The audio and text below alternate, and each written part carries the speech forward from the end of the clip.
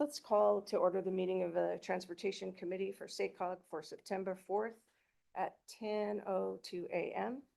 We'll begin with the Pledge of Allegiance, and it will be led by Suzanne Jones. Please join me. I pledge allegiance to the flag of the United States of America and to the republic for which it stands, one nation, under God, indivisible, with liberty and justice for all. Excellent.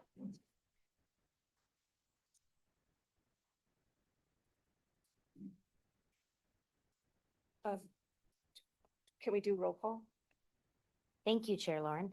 Good morning, Director Boomgarden, Here. Branscombe, Yes, ma'am. Chapman, Here. Clarici, Yo. Jennings, Here. Jones, Here. Sander, Here. Vice Chair Desmond, Here. Vice Chair Howdeshelt, Here. Chair Lauren, Here. and ex officio member Tucker for Aceves. All committee members are here. We have a quorum. Excellent. Thank you for spending your time with us on this beautiful Thursday morning. We have time for public comment. At this time, any person wishing to address the committee on any items not on the agenda may do so, and it'll be a 3-minute clock. Is there any public comment? There's no public communications or comments at this time. All right, seeing none, we're going to move to the consent calendar. Our consent calendar today has 2 items. Does anyone wish to take any items off the consent calendar for discussion? Move to approve. Second. All right, we have a motion by Branscombe, a second by Desmond. All in favor of approving our consent calendar this morning? Aye. Aye. Opposed? All right, motion passes unanimously. We're going to move on to our action calendar. Our action calendar today begins with the Regional Trail Implementation Strategy Update Prioritization List, and this will be presented by a staff member. Multiple people. Multiple people. Good recovery. So you can sit up here if you want. Yeah, feel free. Yeah, so Summer, as you all know, Summer Lopez is our active transportation program lead. She is out, so I'm going to do my best to introduce this project. We do have our consultant here with us to take the lead on most of it. So I'll do my best. But Madam Chair, can I ask my basic question? uh-oh. Yeah, let's do it. Is this your first time presenting before us? It is not. I actually presented in May as well, so it's good to be back. No. She had to ask which floor we were on, though. Well, that is a good point. I know. It was a rookie move. You found us this time, so please present. Thank you so much. All right, so today we're going to do a quick recap of the Regional Trails Network effort, including progress since it started, and our consultant team, as I mentioned, will be here to focus on the prioritization results, which is the bulk of what we're talking about today. I think this works. There we go. All right. So what is the Regional Trail Network and what progress has been made since 2022? So what we're talking about here is our Regional Trail Network Action Plan, a 1,000-mile long trail network that started in 2022. We worked closely with partners across the 6 counties to identify opportunities that would develop a comprehensive and cohesive trail network across the region to connect essentially Lake Tahoe to the Delta. In 2026, we kicked off this current phase that we're talking about now, which is focusing on the implementation of the network identified in the implementation strategy. So this effort builds on the prioritization from the original plan and does a little bit more of a deeper dive to determine which trail networks would benefit the most from things like technical assistance in terms of being ready for implementation. Oh, stay on that for a second. Yep. When I looked at it, I see all the trails and lines and what have you. Is that the objective? Is that existing? What are you mapping out? That is a simplified version of what we envision the trail network to be, which was a result of the 2022 Regional Trail Network Action Plan. Okay, I presume that. Thank you. Yeah. All right, so what types of active transportation facilities do we have in our region? We really have all types. You can see here the Class 1, Class 4, Class 2, and Class 3, which are common throughout the region. here, everywhere really. But not everything is considered the regional trail network. So our regional network is primarily focused on the class 1 facilities in creating safe on-street connections for people to access these trails. There's many active transportation plans that are occurring in the region too. Many of our communities are doing valuable active transportation planning work at the local level. So not everything is necessarily considered part of the regional trail network, but that doesn't mean that we don't value it and find it to be an important piece of our ability to move throughout the region.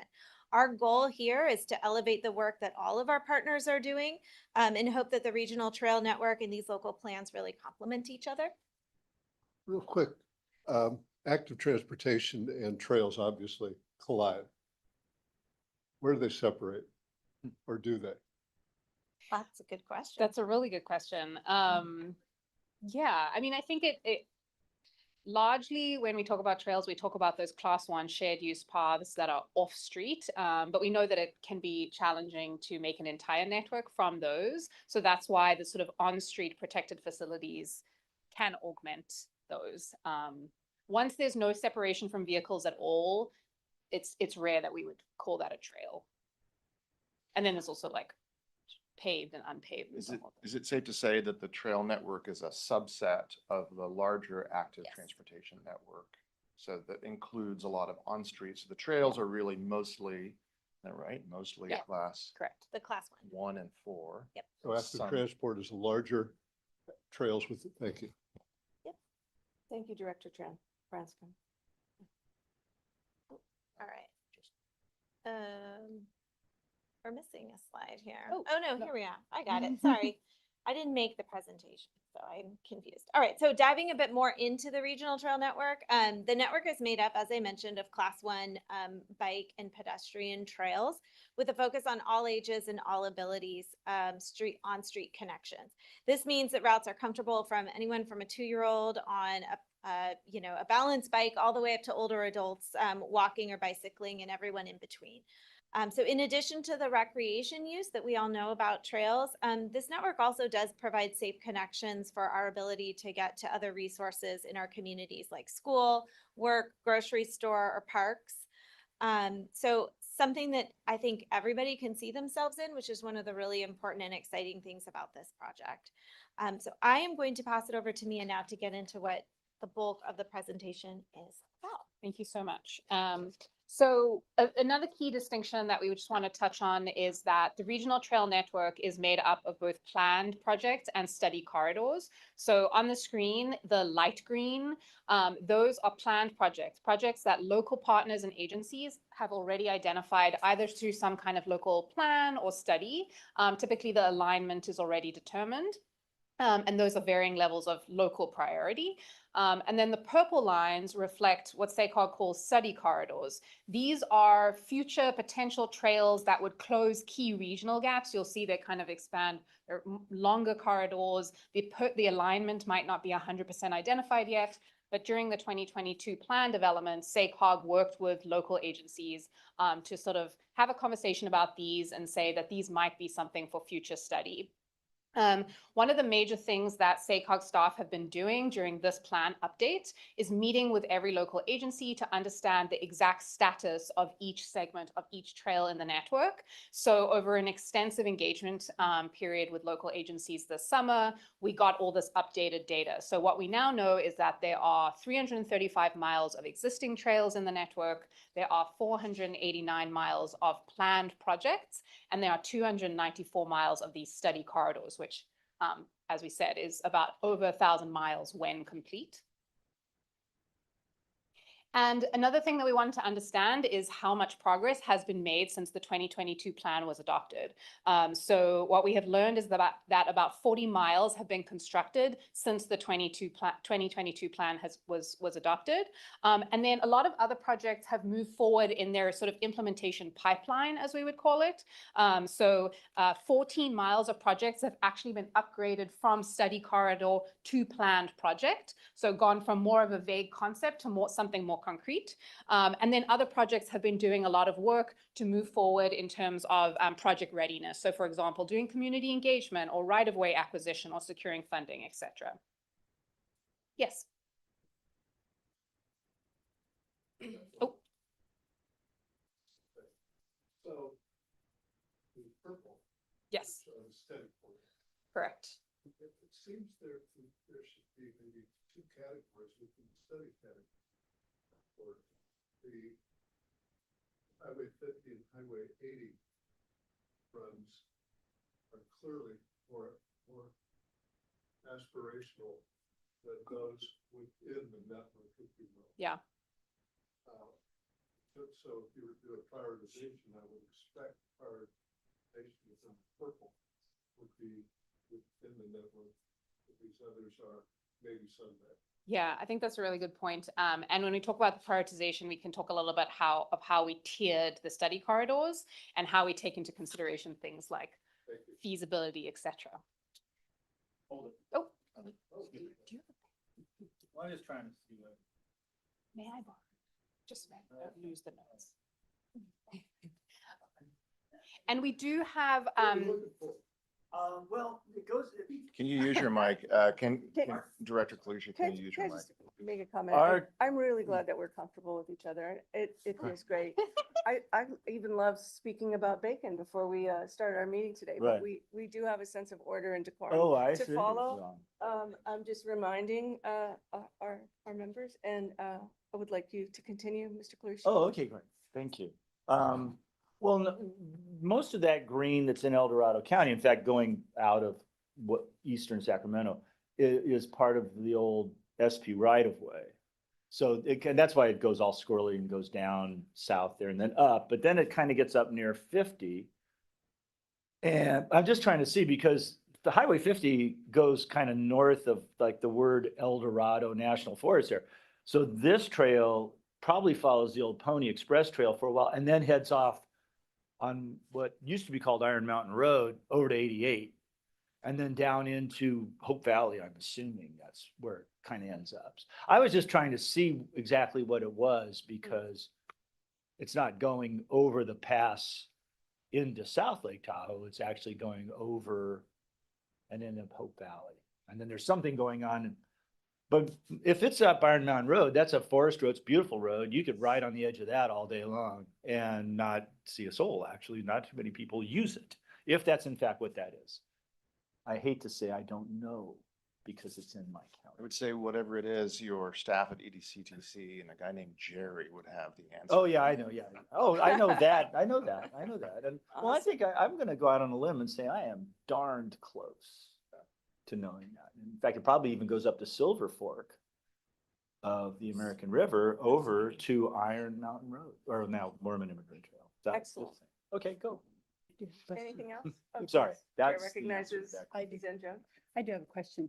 Is it possible we can get close-ups of each of our regions, or are there some somewhere? Yes. Oh. Yes.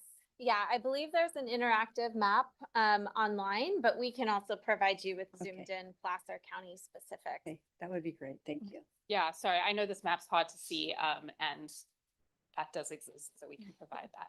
And that would help you identify the exact alignments that have been identified as well.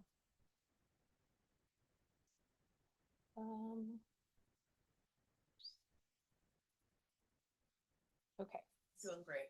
Thank you. I'm trying to remember where I was. Okay, so shifting gear a little bit, when we presented to the Transportation Committee and the board in May, one of the things that we shared was that we were putting out a call for applicants for a technical assistance pilot. And so we received 9 applications, 8 of which were eligible for technical assistance. And so all 8 communities are now receiving technical assistance on their trail projects. We have a team of consultants who are working with these local agencies on customized implementation strategies. So some of them are receiving grant writing support. Some of them are getting community engagement strategies. In Rancho Cordova, we're working on a conceptual design for a Class 4 on-street connection. And we're getting really great feedback from these agencies. And that's going to continue through the fall and winter. And the idea is that longer term, we use what we learned during this pilot to create a trails technical assistance program in perpetuity. That would be the goal. All right, so the sort of main item for today is related to that. So one of SACOG's priorities during this process was to provide as much technical assistance to local agencies as possible to help them move their trail projects through the implementation pipeline. And so we have our technical assistance program, and then we will also be providing mini implementation strategies to 10 trail projects in the region. And so this prioritization update that we're giving today shows the 10, I'll talk about the process, and then the 10 projects that will be receiving those implementation strategies. In May, we presented the methodology to the Transportation Committee, and it was received and filed for the board. And this is a prioritization methodology that was established in 2022. And so the idea this time was not to do a major overhaul, but rather to just tweak and refine using updated data. So as I mentioned, SACOG staff spent the summer meeting one-on-one with every local partner and understanding what has changed since 2022. And so we reran the prioritization using the new data. We also received feedback after the last TC and board meeting that some local agencies had feedback on the methodology. We met with them, we talked about their concerns, and we adjusted it to make sure that it was an accurate representation of regional conditions. So what that means is, for example, we adjusted it such that every trail project, every trail segment was not scored against every other segment in the region, but rather scored within their own county. And so what that means is that in every county, projects have the opportunity to get the maximum number of points, and they're really competing with more sort of like land use and transportation conditions, and rural areas aren't being unfairly scored against urban areas. And so the result of this is that projects are divided into 3 priority tiers, 1, 2, and 3. And then for study corridors, they're divided into just kind of higher priority and lower priority. It's a very long list. It's a resource that SACOG will use to help make decisions, but it's by no means like a definitive 1 to 2. I think there's like 182 projects total. It's not a 1 to 180. It's more just a kind of a guide that they can use to start conversations. The chair recognizes Director Thank you. Branscombe. What does environmental justice mean in this context? Yes, great question. Sorry, I should have printed the exact methodology. I believe this one was let me try and remember exactly. It's something about the proportion of communities that are defined, or the population of communities that are defined as low income or communities of color using SACOG's internal environmental justice methodology. I do have the details that I can send around afterwards, if that would be helpful. Thank you. The chair recognizes Director Early. Thank And you. then followed by Clarissa. I want to make sure I'm keeping up here. Yeah. So, maximum scoring competing in your county. Correct. So as to not conflate or have rural competing against urban kind of thing. I guess my question would be, in the case where you have counties that have many rural places as well as suburban and urban, how does that factor in? Yeah, absolutely. So there's one piece of this that there's no way getting around, which is that trail projects that have a lot of people living near them are going to have a really high impact on safety, which means an impact related to traffic. There is some piece of the methodology that urban projects are going to score higher. One of the reasons that it's structured in the way that it is, where it has these 6 factors for 70 points and then these regionalism factors for 30 points, is that in 2022, it was determined that in order to get around that a little bit, we wanted to also assign points for projects that were really regionally significant, even if they were not in an urbanized area. So, for example, a project that provides a really wonderful outdoor recreational space for communities that maybe don't have that otherwise would get points under that category. So things like, I know the words are a little vague here, but like critical access, one of the things that contributes to that is, does it provide critical access to a recreational opportunity? And things like collaboration as well. So if the project would mean different agencies working together across jurisdictions, it gets points for that and that kind of thing. Yeah. Thank you. Yeah, thank you. Director Clarissa. Actually, that kind of answered it, because if you go, Mike, to your example of El Dorado County and the line that went off, there's nobody there.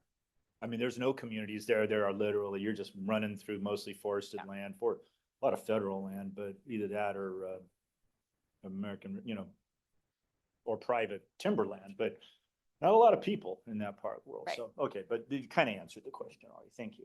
Director Hudishow? Yeah, so the Truckee River corridor Yes. is, my quick research, it's outside of our jurisdiction. Why is it receiving technical assistance? It's in the Northern Sierra Air Quality District. It's not in the Sacramento.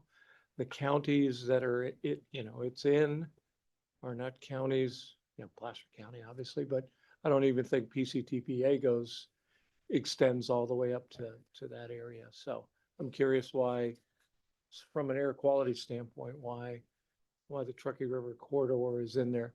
And maybe I need to ask our PCTPA staff, right? So, Yeah, I was gonna just respond. I think what we were trying to do was have some partnerships with some other agencies to make sure that this was like a comprehensive and cohesive way to get from point A to point B. But we can follow up with Summer when she gets back, but also we can reach out to PCTPA. sure, and as infrequently as I get up there, I remember that, obviously it's a very outdoor recreation area, and I see at least along 89, some really separated bike trail systems that are actively used. So anyway, mine was more, my question was more focused on SACOG's role in providing technical assistance to something that's out of the air quality district. Thank you. Please continue. All right, so we ran the prioritization, and then once we had the list of tiered projects, SACOG then started to have conversations with projects in each county or with agencies in each county about some of the highest ranking projects. And the question to them really was, would it be helpful to you at this point to receive an implementation plan?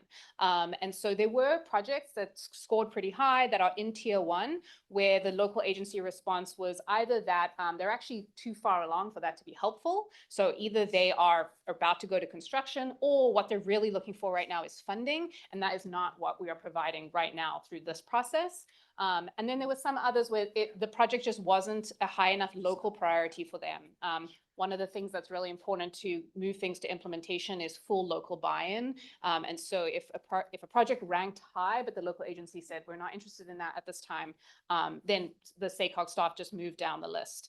And so that is how we got to these 10 projects, at least one project in every county, and each of them will receive an implementation strategy. What that means is we are going to do cost estimates for these projects if they don't already have them, and then help them understand what they would need to do to move through that implementation pipeline. They might be really early on, and so they need to do things like a feasibility assessment or a scenario planning exercise to understand which alignment would work best.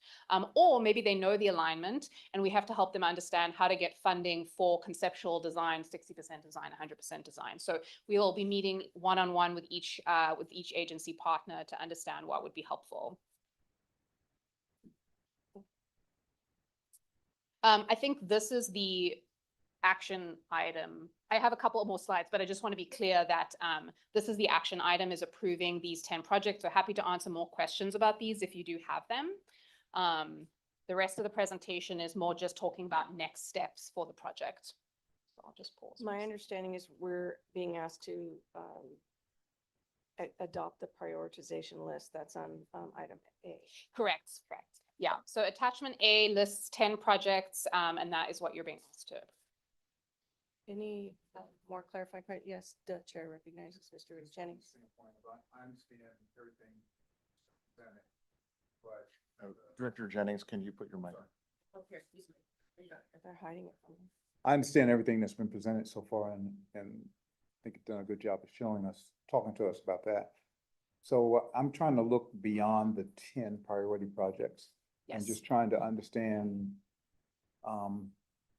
is there a comprehensive list that goes beyond the 10 and where they fit in the whole structure of prioritization? Whether it's, so these are the A ones, I would imagine there's maybe 10 Bs and 10 Cs and on down the alphabet. But I think for those of us who don't see our project on that list, we're trying to understand a little bit more of how we get on that list What is it gonna take to get to that point? So I'm maybe speaking, not for everyone, but I am speaking for Sacramento City. I think one of the reasons why you're not on this list is because your projects are already farther ahead than what this list is trying to accomplish. So that's a good thing. You are on the other list, though, of the overall prioritized projects. So they do show up. So in terms of trying to help with, say, getting funding for a project, you already have the design for, you're ready for construction, you're ready to go. You're on a list where that is going to be incredibly useful for those purposes. These 10 priority projects are not necessarily the overall 10 priority projects across the entire region. These are the ones that were identified as priorities for this stage of implementation plans that are not as far along as many other projects in the region. We're trying to get these to be where some of the other projects are that are ready for construction. So it's not a overall. You're Yeah. essentially building your bench. Got it. Right, and we're trying to, kind of Director Branscome's earlier comment, we're trying to lift some of these corridors up to the next level so they can be ready to where, I think we're talking about the Sacramento River Parkway in particular in this case for you, right? But where a lot of the other projects are that are now seeking funds. Got it. We want to have the next tranche and the next bench. Okay, that explains a lot for me, because when you say priority, Right. we generally know what that means. And so for me, my priority is not there. And so that just raises my eyebrows. I'm sure it's others as well. We need to add 10 priority projects for implementation plans. Yeah. There may be. And Yeah, thank you. So when does this cycle happen again? When will another round of 10 prioritized projects come forward? That's a really good question that I honestly don't have the answer to right now. I think that's something we can get back to you on really easily. Do we have any other clarifying questions before we go to public comment? Do we have any public comment from people in the audience? I don't see any blue papers. And I don't see anybody online. There's no public comment. So we are building a bench. We're not building a ceiling. All right. Early moves. Yes, Second. we have a motion. We have a second. All in favor? Aye. Opposed? Abstain? Motion passes unanimously. Excellent. Do Director you have Lauren, any can other I- comments? Yeah, And go I ahead. just, you were very quick on the motion there in the second. And I think I realized, I'm looking at Yeah, some of the really. veterans here around the table, Director Sander, I know you were here when we were talking about a regional trails plan, 2020, 2021, 2022. And I just want to put a finer point on this because I think it's very important. When we went out and talked to all of the local jurisdictions way back when we did the original plan, that your staffer, Victoria Cacciatore, worked really hard on. Well, we realized it wasn't just simply problem solving in 28 cities and counties. It was utility districts, reclamation districts, so many different agencies. This sort of puzzle that we've put together in that 1,000 miles is actually owned, by dozens and dozens and dozens of agencies. And one of the issues I think we saw early on was nobody actually owned the vision of connecting everything, right? And because it was actually so hard to do to connect everything, I would say generally speaking, it was a little lower down on people's priority list. So what we were trying to do in all of this, and what we are still trying to do, and we fundamentally believe in, is actually elevating this, putting a spotlight on it, helping those jurisdictions and agencies advance these things so they are shovel ready and they're ready for funding. Because as a region, if you think about it, all of these corridors are levees, old canals, old railroad corridors, right, from all the last 100 years. And now they are perfectly positioned to become this trail network that will connect every single corner of the region. And so I think it's a great example of how we kind of have to work together, elevate this, get it ready. And, we mentioned there was 40+ miles that have been open. So that's the Del Rio Trail. It's the Arcade Cripple Creek Trail. Those are fantastic assets and amenities for those communities. And we want to have you all help cut a lot more ribbons in the next 5 years with this effort. So stay tuned. And it's a great question about when this will happen next. We're going to continue to seek funding to elevate this and its importance. And we think if teed up properly, we can be competitive for funding to make this happen.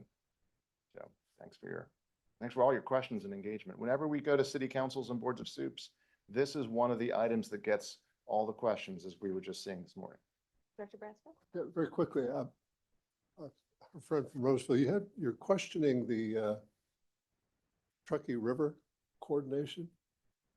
The Truckee River has Corridor. corridor, well, because the Truckee River has a pretty significant presence in Placer County along 89. Is, Yeah, we'll get back to you on it. I think it came from PCTPA and I think it, so we'll clarify. Yeah, we don't have to debate it now. Well, that is excellent I because just we needed can, to- we I- can move forward. Oh, go ahead. One other comment. Yes. James, you mentioned funding, which perked my interest. How do we internally fund this project? Is this a grant that we're getting from the state? Yeah, so if you remember, well, 2 years ago, I think the board made a decision to dedicate some of the carbon reduction funding to trails work. So that is in part paying for this work that we're doing here. We also received a grant for the original Ready Set Trails effort back in That's what I remember. 2022.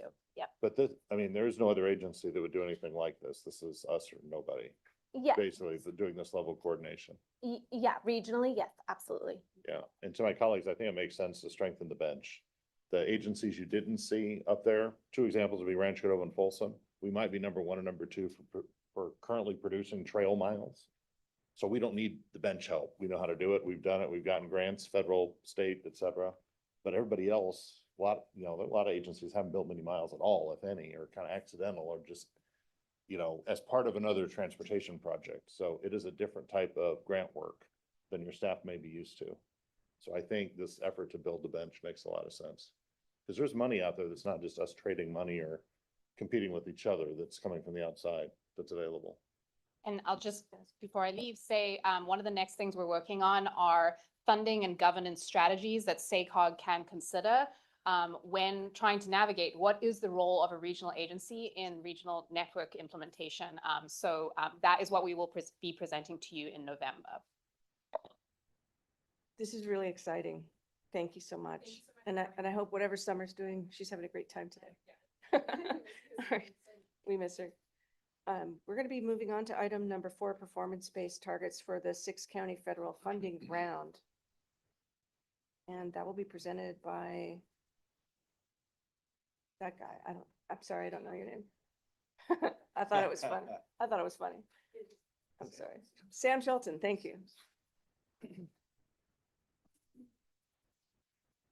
Good morning, I'm Sam Shelton, Senior Analyst here at SACOG, and I'm here to chat with you this morning about the development of the federal funding rounds targets using performance metrics and target scenarios. So why are we setting targets? We're going to ease into today's presentation with a little bit of background on a Federal Highways Administration corrective action that shapes how we do business here, also with the other 2 RTPAs. We'll talk a bit more about performance metrics, the needs for mobility that we've measured across the region to set targets or ranges of available funds to expect from the next funding round. And the next funding round is fundamentally different from past funding rounds. We're moving from a 4-county funding round to a 6-county regional funding round. So a bit into the regulatory context. So about 2 years ago or so, there was a corrective action issued by FHWA and FTA saying that we cannot sub-allocate funding by mode or by population, right? Congress can do that. Caltrans can do that down to the MPOs. The MPOs themselves cannot do that. Our response, oh, go ahead. Oh, I'm sorry about that, right? So Congress can set those budgets and set by population different federal funds down to states, and then states can do that at their level down to metropolitan planning organizations such as SACOG, right? And to, no, did I say CPO? MPO, just MPOs, right? The response to that corrective action, it comes in 2 parts, and the SACOG board adopted this framework last year. The target setting process for understanding how much federal funding is available, and then the project selection process, which is pretty similar to how we've conducted competitive funding rounds in the past, where it's a competitive program and process. You cities and counties and other agencies apply for grants, we review them for their benefits and then make awards at the board level. But today is about the target setting process. What are targets? So targets are an estimate of available funding countywide. They're meant to guide sponsored grant application decisions. Basically, they answer the question, what is a reasonable amount of money to request in grant applications? And targets are not guarantees, right? They should be, this is a fundamentally different process than, say, the last STIP round where there were county shares of cash. That's not what the federal funding round's about. The targets are not for individual jurisdictions. You can't really figure out how much money you could expect from a single jurisdiction going after federal funds. They're not tied to specific programs either, right? We'll have 3 different federal funding programs between the Surface Transportation Block Grant Program, the Congestion Mitigation and Air Quality Programs, right? So these targets won't help you with understanding specific amounts of cash for those programs either, or which color of money you might be expecting to receive between those 2 different federal funding sources. Again, they're helping sponsors with their grant application decisions for how much money is reasonably to be expected across all of the federal cash. So where are we in the target setting process? There's a number of steps that are laid out in the framework that the board adopted in response to that corrective action. It begins with understanding how much money is available. We have some rough estimates right now, but we don't yet have the final actuals back from Caltrans about how much STPG or CMAQ is available yet. The board will set performance criteria and priority programs. So the board did act on groups of priority performance metrics, we'll talk about in a second. They also already acted on the priority programs, but not yet the funding that goes into it. Today we're at that blue square, calculating funding targets. Next, after that, we'll publish those targets as well as the amount of funding that goes into priority programs. That will come as an action to the SACOG board in October. So what have we been doing to develop these targets? Well, it did begin back in 2023 and 24 with the corrective action response and funding round working groups building the different priority programs. Last May, we held initial discussions with different RTPA and countywide staff to begin preparing those targets, giving them an initial taste of the performance metrics that we use to calculate those targets. I'll get to in a few slides. In June, we held countywide coordination meetings. We do this once a quarter with each of your different counties, different city, county, transportation, and public works staff. We held one meeting with everyone in mid-July, working with funding round working group staff interested in how we're calculating these targets. And we shared our source information with them as well, detailed spreadsheets about these different calculations. So today, again, in blue, this is where we're at right now with their information item, talking about how we've done this. And then later on in October will be the action about how those targets feed into the overall budget for the funding round. And then the call for projects is expected later on this spring. So I've been talking about performance metrics, but what metrics do we consider for setting targets? Well, there were 5 different groups of targets that were part of our corrective action response: safety, asset management, performance, housing, and emissions. For safety, these are the key federal performance metrics. Who's dying and being seriously injured on the highway, not just people in vehicles, but also non-motorized injuries such as bicycle pedestrians, as well as the total amount of those fatal and serious injuries. So we're balancing rates with total amounts of fatals and serious injuries. Asset management has more to do with pavement and transit vehicle replacements. So the top 2, the 10-year investment shortfall and number of lane miles, has to do with how much money it takes to improve our region's roadways to best management practices over the next 10 years. We're talking somewhere in the neighborhood of $7.2 billion of need, along with the number of lane miles that we maintain in this region. For transit vehicle replacement costs, we looked at your transit asset management plans, as well as the transit vehicle service hours, miles, and unlinked trips. Not unlike trips, we like transit trips. So those are the different federal transit administration's federal performance metrics for what your transit operators report to the FTA. For performance measures 3, it has more to do with congestion, unreliable travel miles on the national highway system, both per capita and cumulative amounts of unreliable travel. So if you have a mile of highway and the travel at the 80th percentile is much worse than the travel at the 50th percentile, which is typical traffic, then that mile of roadway is considered unreliable, right? If I may, Planning a trip for much more time than it would commonly take. Yes. I'd like to hear more about what unreliable means. Yes. So it's a Yeah, very you specific. present it and okay, what the hell's it mean? Yes, it's a specific metric. So you could imagine, say 50% of the time, it's mostly reliable travel across say a highway mile. And then You're saying 80, reliable and 80%. unreliable. So like if I you, should if know you, those if mean. you want to think that you're going to get to, say, Yeah. downtown at the SACOG board Unexpected meeting in delay. half an hour, but then it takes 45 minutes, then it takes an hour, then it takes half an hour, that's unreliable. So you can't plan, there's no reliability in your trip, essentially. As we go. So it's, correct. it's variable Traveling here. You're congestion, experiencing it all the time. Yeah, is variable Right. congestion. that right? That's correct. No, that's a Okay. good way to think about it. If you have to plan for twice as long, that's an unreliable amount of travel that's happening. It is a very specific term in all of the federal performance measures, which is why we're drilling into it. But understand that we have to speak in plain English sometimes. You have piqued my transportation planning tickle bone. So the example was given is to coming here for a meeting like we did this morning. And we expect it to be 45 minutes, but like on one day it's 45 minutes, the next time it's an hour and 15 minutes, next time it's 2 hours. Is that really, I mean, that seems random to me, not unreliable. That seems random because usually, traffic usually is fairly predictable at a given time. Now, if you were having meetings at different times and that travel time was different, then you could chalk that up to a bunch of things.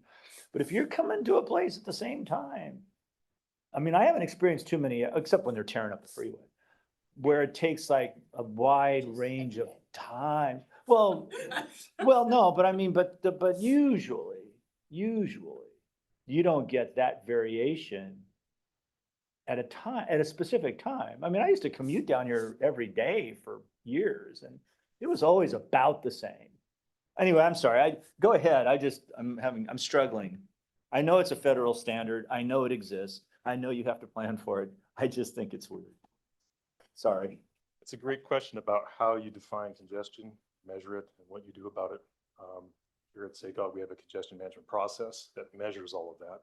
In fact, this particular metric, unreliable travel miles, is measured by the federal government across the national highway system continuously using vehicle probe data. So we have very detailed information about congestion and unreliable travel. I'm happy to share some of those source materials with your staff. Someday.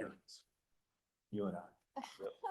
The last one for the PM3 performance metrics is non-single occupant vehicle travel. So if you're driving alone to work, that's not you, that's everybody else. That's what we measured for the last PM3 one. It's one of the specific metrics that's connected to the congestion mitigation and air quality funding. The last two are a little bit outside federal performance metrics. One is housing. We chose the regional housing needs assessment targets, right? How many more units of housing are we expected to build in the next 10 years? And the last one is emissions, the populations directly exposed to air quality indicators. So if you're in a non-attainment area for ozone, you're next to a highway that's experiencing diesel emissions, right? The Cal EPA is measuring and CARB is measuring where those populations live, and we can add up those specific individuals. Any questions on performance metrics before I continue? I don't really have a question. I would just say it's complicated. I got it. Thanks. So again, the target ranges are, there are ranges of available funding. We have a current draft estimate of about 182 million between those two federal funding sources. And when we use those performance metrics to define those ranges, we're going to show a range of funding between 120 and 80%, right? A fairly wide range.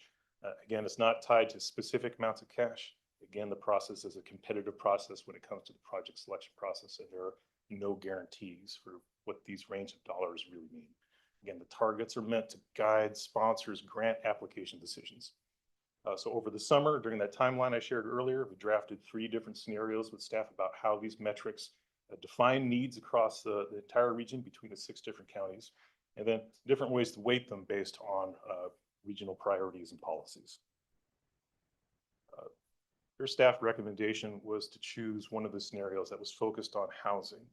Once you measure these different needs, you can weight them in ways to emphasize a policy direction. They chose housing. Housing shows us where that demand will be in the future. It drives a lot of mobility needs, and it was a natural fit to understand how to share those needs across the 6 different counties. So when you're looking at this table, say if we start at the top left, safety for El Dorado County, right? El Dorado County has 9.8% of the region's fatal and serious injury metric needs split between the different 6 counties. Or if you look at the, say, emissions for Yolo County, right? Emissions in the bottom right corner for Yolo, that's 3.5%, 3.5% of the emissions, the population exposed to those emissions, that's that share. The second row from the bottom, unweighted, that's those shares averaged across all of those different metrics. And then we weight it afterwards. So once you weight it 50% housing, 12.5% of the other metrics, they move around a little bit, just a handful of percents. So for say Sacramento County, weighting it moves it from 54% to 57.1%. So what do we do with those percents afterwards? We multiply it against the $182 million. And that sets a 100% target range there. And then you move it up and down 20% from that target range to create the target ranges, right? Again, these are ways to understand the expected available funding. They're not guarantees of awards for the next federal funding round. So what are those next steps? Today is an information item to discuss how we've been developing them. In October, you'll be acting on how these targets fit into the federal funding round of its budget, along with the call for projects in the spring. Be happy to answer questions about how any performance metrics question, Member Cleach, you may have. I don't know. It is a question. It's hopefully it's not annoying. EDCTC provided comments, and I was asked to make sure that you had gotten them. And there's people Yes. nodding up and down, so I'm assuming that. See, that was easy. Yes. Okay, I'm done.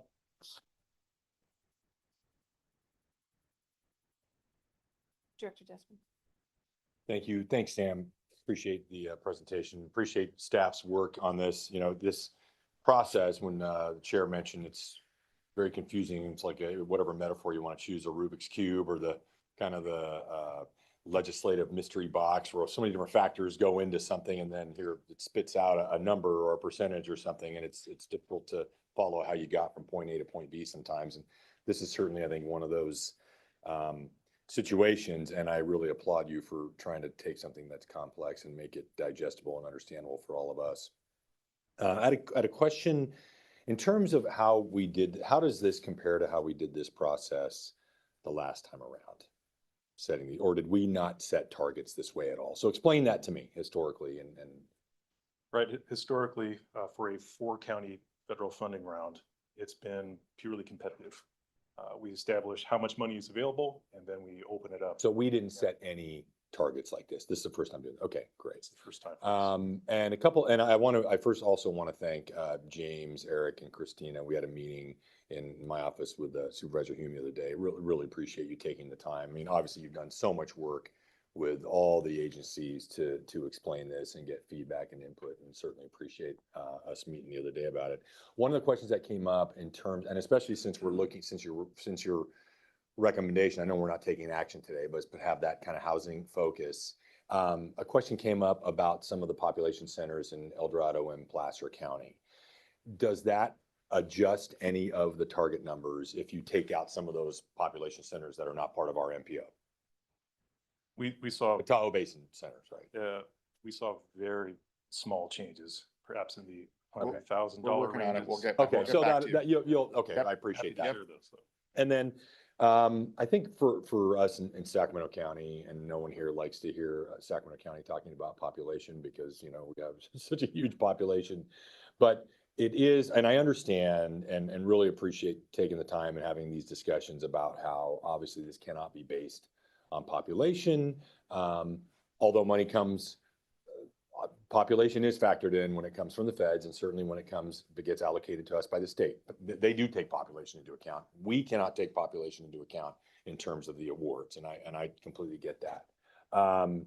But if you look at the population, my fear, and as we expressed to you the other day, is that if our target goals are, we consider to be low, 100% of a lower amount is less than, 100% of someone who starts at a target a little bit higher in terms of kind of population. So those are the things, because that becomes the standard. This standard we set today will be in place for how long? I mean, the board will obviously be able to revisit this next funding round in a few years, but I think Revisit whenever you want. And I think that's, what we found in the STIP round, right, is brand new way of doing it. And I would recommend you go through the federal funding round next year and we revisit it with everybody, because I'm sure everybody will want to do that. Yeah. But I think the reality is the target level is a little lower in Sacramento County as it relates to our population, which I know we're not supposed to consider, but it is considered, population is taken into account in some of these performance measures. I mean, when you look at safety, for instance, the denominator is population. So we can't say that population is completely disregarded in every context. But I just want to make that plug, that starting from what I think is a little bit lower standard for Sacramento County will impact us in terms of, I think, how strongly we compete for projects. And that's my concern. And I appreciate you looking at maybe it's a minor impact when you look at some of the other population centers in El Dorado and Placer County. Maybe it has an impact, maybe it doesn't. But I just wanted to get that concern out there. And then the other question I had, procedurally, so this will not come back to the Transportation Committee for approval. It will just go right to the full board. Is that right, Christine? No, this is an info item today. Right, So when we right. come back in October, this will come to. It'll come to transportation first. Okay, I want to be clear on that as well. Okay, so it will be coming back to this committee before it goes to the full board. Okay. Director Desmond, do you mind if I just, because you sort of opened, Please, right? please. You opened with the population and essentially what we're trying to determine here, which is an impossible question to determine completely objectively, is what's fair. Yeah. Right? And so we've done a lot of work on this. You have done a lot of work on sort of fair happens over time, right? We're going to go like this over time. And so objectively, sort of how can we get the closest to what's fair? And you all, I would expect nothing less than each of your jurisdictions and each of your counties to say, I want what's fair, right? That's what you should talk about. But I think what's important, and I'm going to be a broken record on this, is to understand that when we're thinking about transportation, there's a reason we don't just do straight population, because we have to think about it, and we have for decades, if not more than a century, think about needs, right? So what do you need to take care of your transportation system? And actually on the roadway side, that's really about, maintaining your roads, right? Fixing your roads, investing in roads. And as I have said, and I will continue to say it, like if we had had a population basis for the interstate highway system, we never would have built the interstate highway system, because we never would have put interstate through Wyoming and South Dakota and anywhere else. The fact of the matter is, in our region, we're not different than any other region with urban, suburban, and rural. Most of our population is in urbanized places. A lot of our roads and lane miles are in rural areas, right? And so you have to take, we are trying to work in the buckets that the board approved and the feds kind of gave us on the performance metrics and housing. But it's very important to understand that if you take population all the way down to its conclusion, we would basically never fix a rural road ever again. We would also never do things like the Yolo Causeway or Highway 20 and 99, right? Because we have to balance population centers with where the network is, if that makes sense. This is a very, very important concept, because if you're using it, and I understand that you will, I want to get my fair share, this is why other than we have a corrective action, we cannot use population or even back into population, or we will be in crosswise with the feds. But we also, just from the more important, the principle is this kind of needs-based, right, analysis. As you said, Director Desmond, you take into account some population centers because we need investment in urban and suburban areas, but you cannot ignore that there is a majority of lane miles, a lot of lane miles in areas where if you just ask those rural residents to take care of it, they could not by themselves. Right. And I appreciate that, a discussion we had about just really the formation of our federal transportation funding and how it evolved with some of those concepts in mind, clearly. But I just would be remiss if I don't, as a member of SACOG, who also represents my jurisdiction, doesn't put out there that, you know, Sacramento County, it's the unincorporated Sacramento County. I'm not just talking about the county as a whole. It's the largest urbanized, unincorporated county in the state of California, has the largest population of any county in the state of California, and it has roads that are lowest on the PCI with the exception of Imperial County. So obviously there's a huge need in unincorporated Sacramento County. So that's why I bring these concerns of mine up. So thank you, James. Thank you for your comments. Madam Chair, I have 5 questions, but fortunately I can only remember 3 of them. Okay. One, under this metric, these metrics, right? Under safety, these are years in which partially there was reduced travel going on between 2020 and 2022. How is that factored in? So the safety metrics are rates, with the exception of the last one. Yours, no, just Yeah, lean sa- into it, lean into it. There, Thank you. The safety metrics are rates, with the exception of the third one, which is cumulative. So the fatal and serious injury rates, the first one is per million vehicle miles traveled. So it's taking into account that exposure that changes. For the non-motorized fatal and serious injuries, the federal government doesn't provide us an exposure rate, so we used per 100,000 people. We So do that's not the calculate population. these are calculated for us. Is that what you're telling me? That's correct. Okay. The Berkeley Safe Track system out of UC Berkeley calculates a lot of this data for us. It's Okay. very helpful.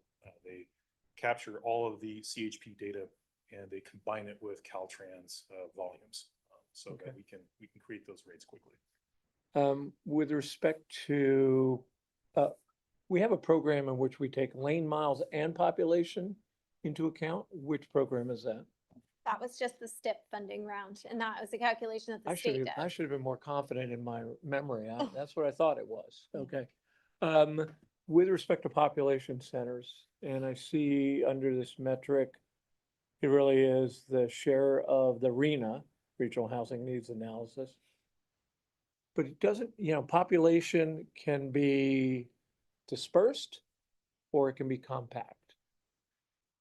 How, was there consideration, or do we not have the ability to consider jobs housing balance, which then reduces travel and things like that? That's a great point. And we did receive feedback from local staff about how does the target setting process take into account, say, SACOG's goals for reducing VT.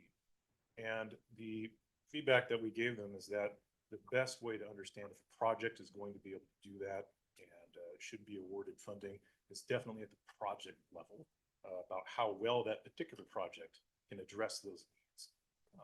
So that's where we landed as far as balancing how much we can squeeze out of the target setting process for a range of available federal funding and how much to lean on the project selection process, the competitive funding round to select those best projects that satisfy the criteria for specific funding programs. Okay. Somewhere along the way, I'll remember my other 2 questions. Thanks. So I'm looking at the targets and I see the numbers at 120, 180, et cetera. But when it's all said and done, if I heard you correctly, those aren't guaranteed. And so if Sac County comes in with, great project, great applications, et cetera, and we'll just use Sutter County as an example, ours are less desirable or less competitive, then the 9.2 is, it's not ours to really go after. So how are we equalizing that? How are we making sure that all of us that have an opportunity to apply for grants are competitive grants to be evaluated? It's a great question, because you're right. I don't think any one county can all perform over 120% with the amount of funding that we have available. What we are planning to do is, if you remember during the STIP process, we did for the first time ever, a very iterative process where we worked really closely with our partners to develop strong applications. We're going to employ that same strategy here, including a really long runway with pre-application consultations, to really focus on educating partners about the guidelines. It's been a year since we even approved the guidelines. So going back, taking a look at the guidelines, talking about the programs in detail with everybody, talking about the criteria by which the projects will be evaluated against, because we haven't even gotten to that yet, in terms of presenting it. And so giving everybody the same sort of place to start in terms of what's going to make your project competitive, how can you submit really good applications, because at the end of the day, this really does have to be and will be a competitive process for everybody across the 6 counties. We want to make everybody, super competitive and do well. So we're going to do the best that we can in terms of technical assistance leading up to the evaluations of the projects to get you positioned for that. Part of that is talking about what are the right types of projects based on the 3 different programs that we have available. So making sure that you're submitting to the right program. That's start number 1, obviously. But really it comes down to that interaction with local agency staff and SACOG to be able to support each other in this process to make you the most competitive. Thanks. And I know that you guys have and gals have been very helpful. Are we limiting the number of applications? There's 3, back last year when we approved the guidelines, the board approved the guidelines, there's a limit of 3 applications per program per agency. So a total of 9 across all the programs for each agency, which will increase the competitiveness as well. Thanks. I really appreciate that question. That was a good question. Do we have more questions before going to public comment? We do have public. I just pull on. Go ahead. Yeah. Director. So just so I'm clear, so on Director Bloom-Garden's point, so maybe you can kind of walk me through. So Yolo County submits applications, you work with them, and when you're going through this process and you're looking at the criteria, they're, under C, the housing part, 10.8%, their projects fall into, right, let's say 7% of that is there, right? That money is still in this pot, right? Of the 180 something million, that's not allocated to Yolo County. We understand that, right? You're not guaranteed those dollars. But if there aren't projects that fill up that dollar amount, other jurisdictions have access to that if they have projects that meet the criteria that rank higher than that? Yeah, I think there's a point of clarification here, and this is super important.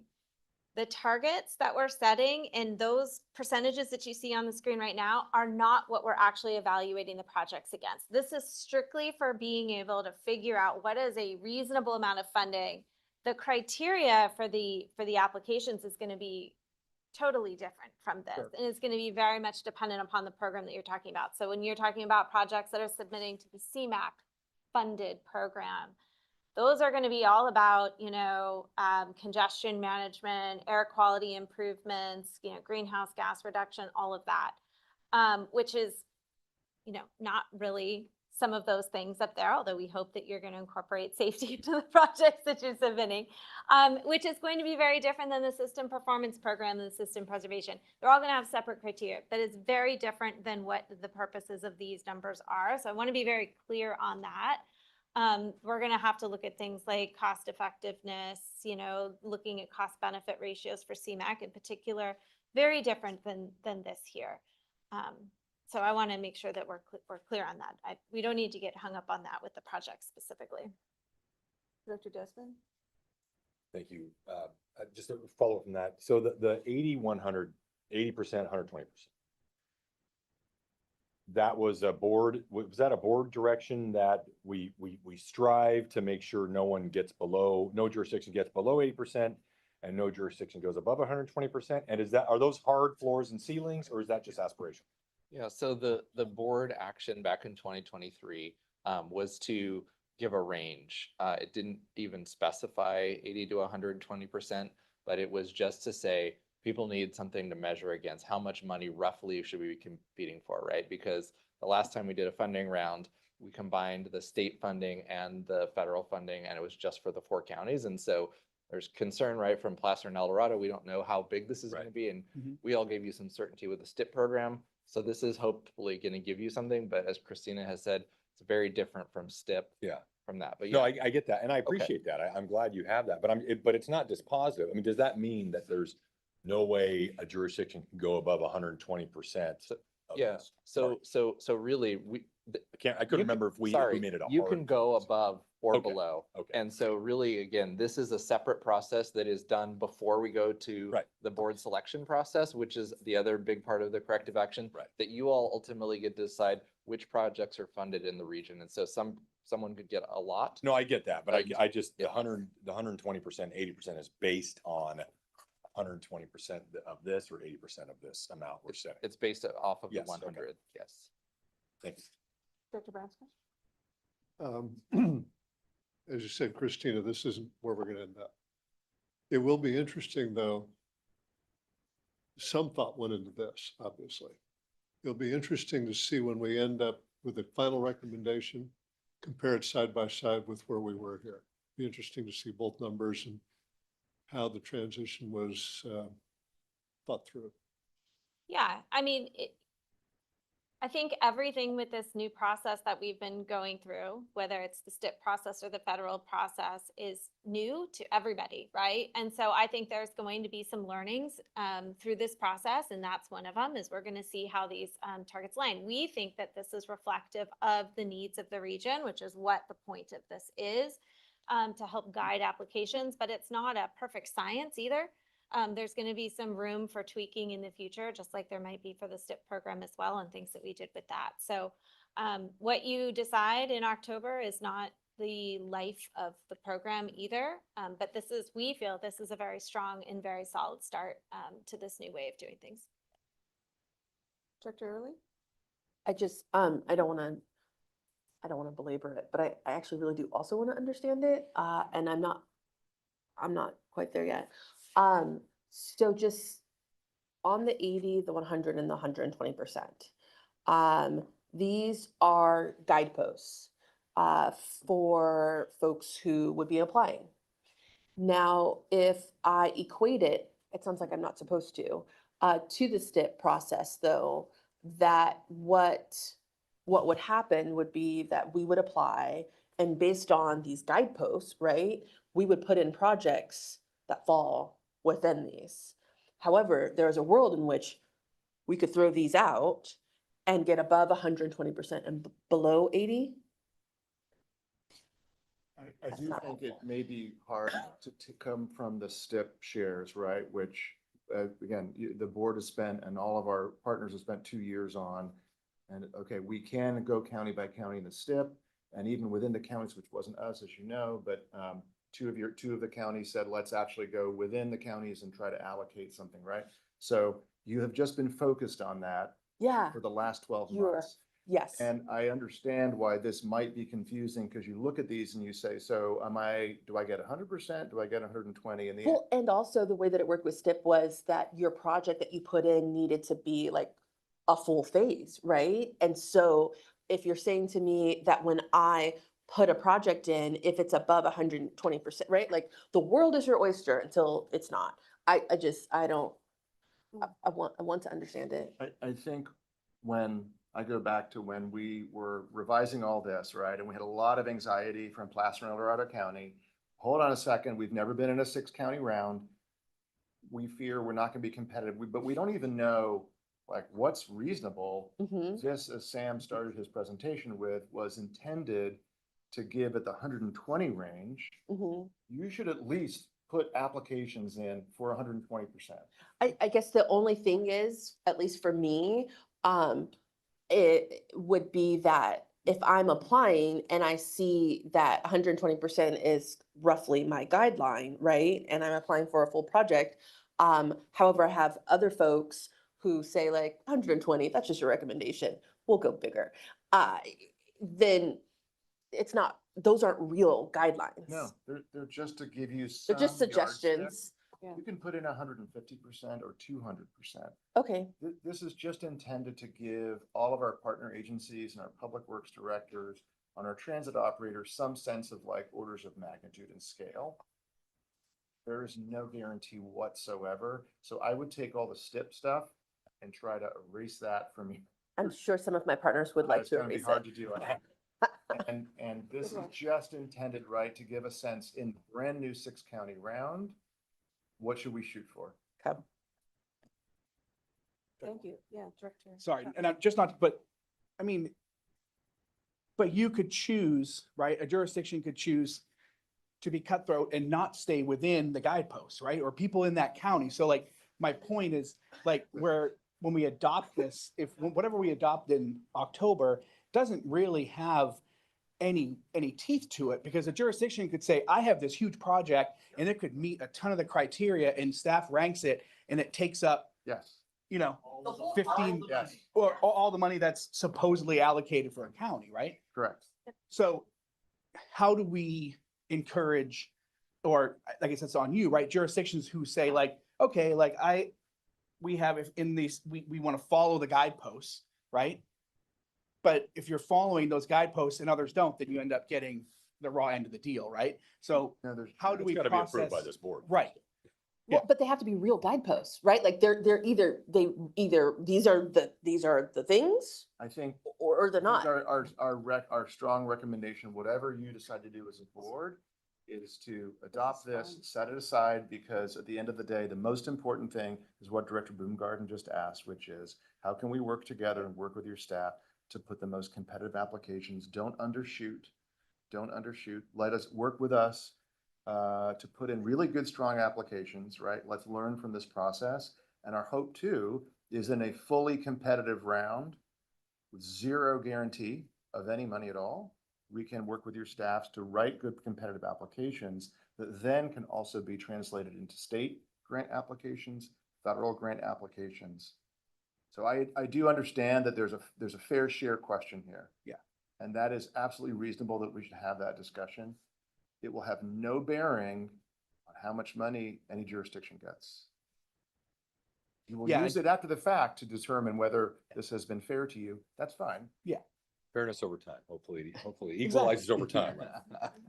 Yeah, and just to wrap up, and I appreciate that. I'm not saying, I just wanted that point, right, that we need to be aware of that, right? And I really do appreciate, as much as we say, put the STIP aside, I do really appreciate the way that you and the staff worked with our agencies through that process to get those applications where they need to be. So I have full confidence in that that's going to happen, and we're going to have these projects moving forward. I just wanted to be clear on what we're actually looking at. So when I go back and talk to my folks, they're not like, oh, we're guaranteed this amount, or it's in this range anyway. So I just want to make sure I'm on the same page and not implying that we want to be cutthroat. I just wanted to make sure I followed all this. So thank you.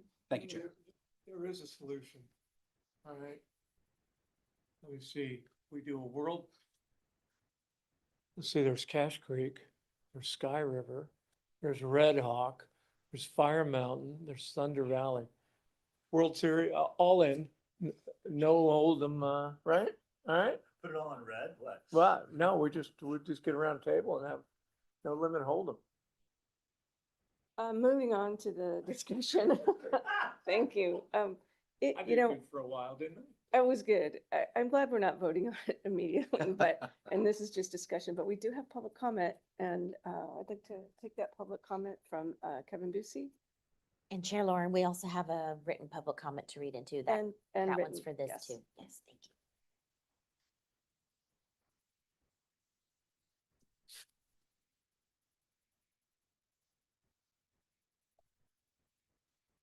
All right, thank you. Kevin Busey, Sacramento Transportation Authority. Let me go through, hopefully I can get this in 3 minutes. So, yeah, so this is the first time SACOG is doing targets by county. They've never done this before, at least in living memory, maybe that I'm aware of, right? And the targets, as they discussed, they're really not guarantees, but I think they will be used to evaluate fairness over time, as the way I look at them.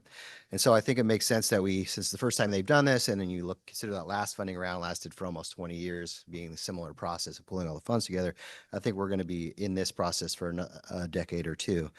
So it makes sense to kind of take a critical eye at this, at least at a staff level. So from my standpoint, I looked at this and I really compared it to, how did this align with the prior approach, which is the apportionment approach, right? Which is primarily based on population.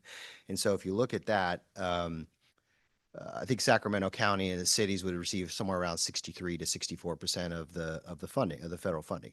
And in this proposed scenario, we're at 57. So we're about 7% off. So, which is about $10 million less than the prior apportionment. All other counties are getting either their population share or more than their population share. So I think the other 5 counties besides Sacramento are doing really well under this proposal. But it is concerning when I'm trying to look at it, figure out what's fair, right? How do we define fairness? I would say the other thing too, different about Sacramento County is we are a self-help county. We have a transportation sales tax measure. We generate about 180 million in a year in revenue, which we put back into that transportation network. And so I worry that, these performance-based measures we might be coming in low because we're self-taxing ourselves to actually improve the system, and then we're getting sort of graded for that, right? So it's kind of a weird situation that we're put in. So that's one of my concerns. And then in addition to that, kind of just overall concerns, I had some specific concerns I wanted to try to get into here if I could. I have a minute.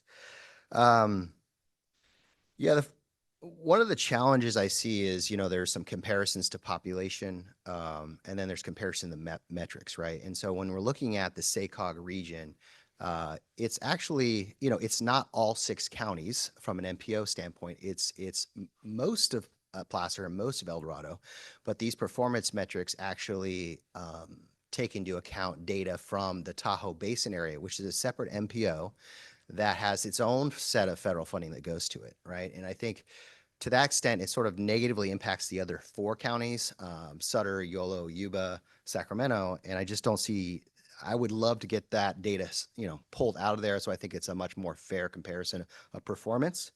Although I think, as Sam said, it might be a 1 or 2% change across the board, but it'd be pretty minor. So that's one of my concerns. The other concern is some of these metrics used don't really align with total need. So they may have, as an example, total fatalities or total fatalities and severe injuries related to bike and ped collisions.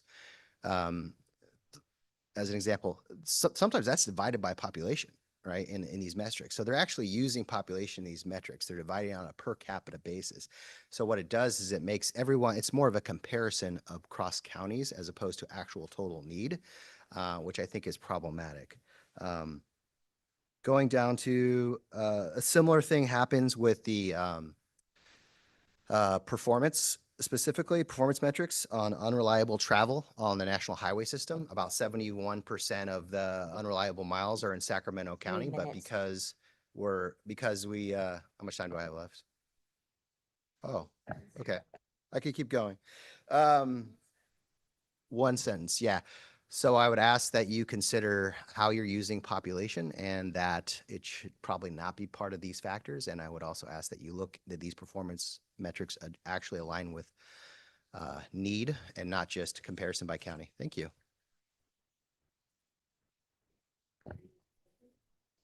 Yes, thank you. I'll go ahead and read that now.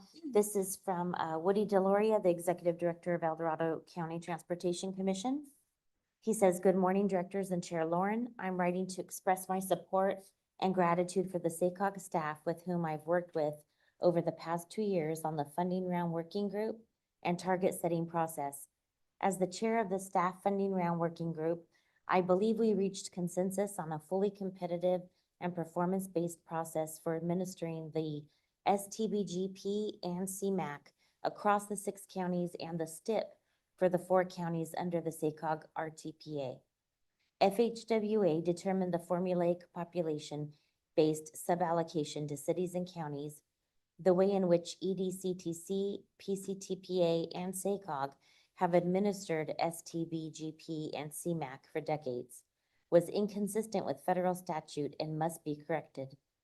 Through countless meetings with FHWA leadership and exhaustive attempts at overturning the corrective action, it was made clear changes were made were necessary to keep projects moving forward.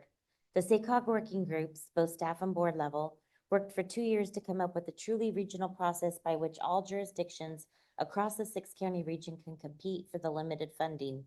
This includes target setting to provide local jurisdictions an amount or range of funding to plan for and prepare applications for consideration in the funding programs. To assume that these targets are population-based formulaic guarantees goes against the entire FHWA corrective action and would likely land us back in bad standing with our federal partners. It is true that many, if not all of our regional agencies would have preferred to remain the administrators of those funds. As the executive director of EDCTC, I certainly would have preferred to continue working directly with our local jurisdictions to plan, program, and deliver critical transportation investments. However, given the determination by FHWA, those days are behind us. Consequently, EDCTC will work directly with local jurisdictions to plan, select, and prepare projects for submittal in the two SACOG-led federal funding round opportunities within the STBG and CMAQ programs. We will ensure that we select the highest priority and best suited projects for each program, develop the best applications we can, and strive to secure federal funding levels similar to our historic averages. We understand that in some funding cycles, we will meet that historic average, and some cycles we will fall short. And when we have a large regionally significant project serving multiple jurisdictions and a greater benefit to the region, we hope to secure more than that historic target. Ultimately, as the funding is distributed over the coming years, we, like along with all the other jurisdictions in the 6 counties, will all be tracking the funding round process and level of geographic equity or lack thereof over time. The funding round working groups did great work, but certainly there will be areas that need to be adjusted or corrected as the funding program evolves. I appreciate the opportunity to share my experience and thoughts on this important issue being considered by your committee and ultimately the full board. And that concludes his comment. To the chair. Thank you. I just had a question about the letter, and I really appreciate Woody Deloria's letter. But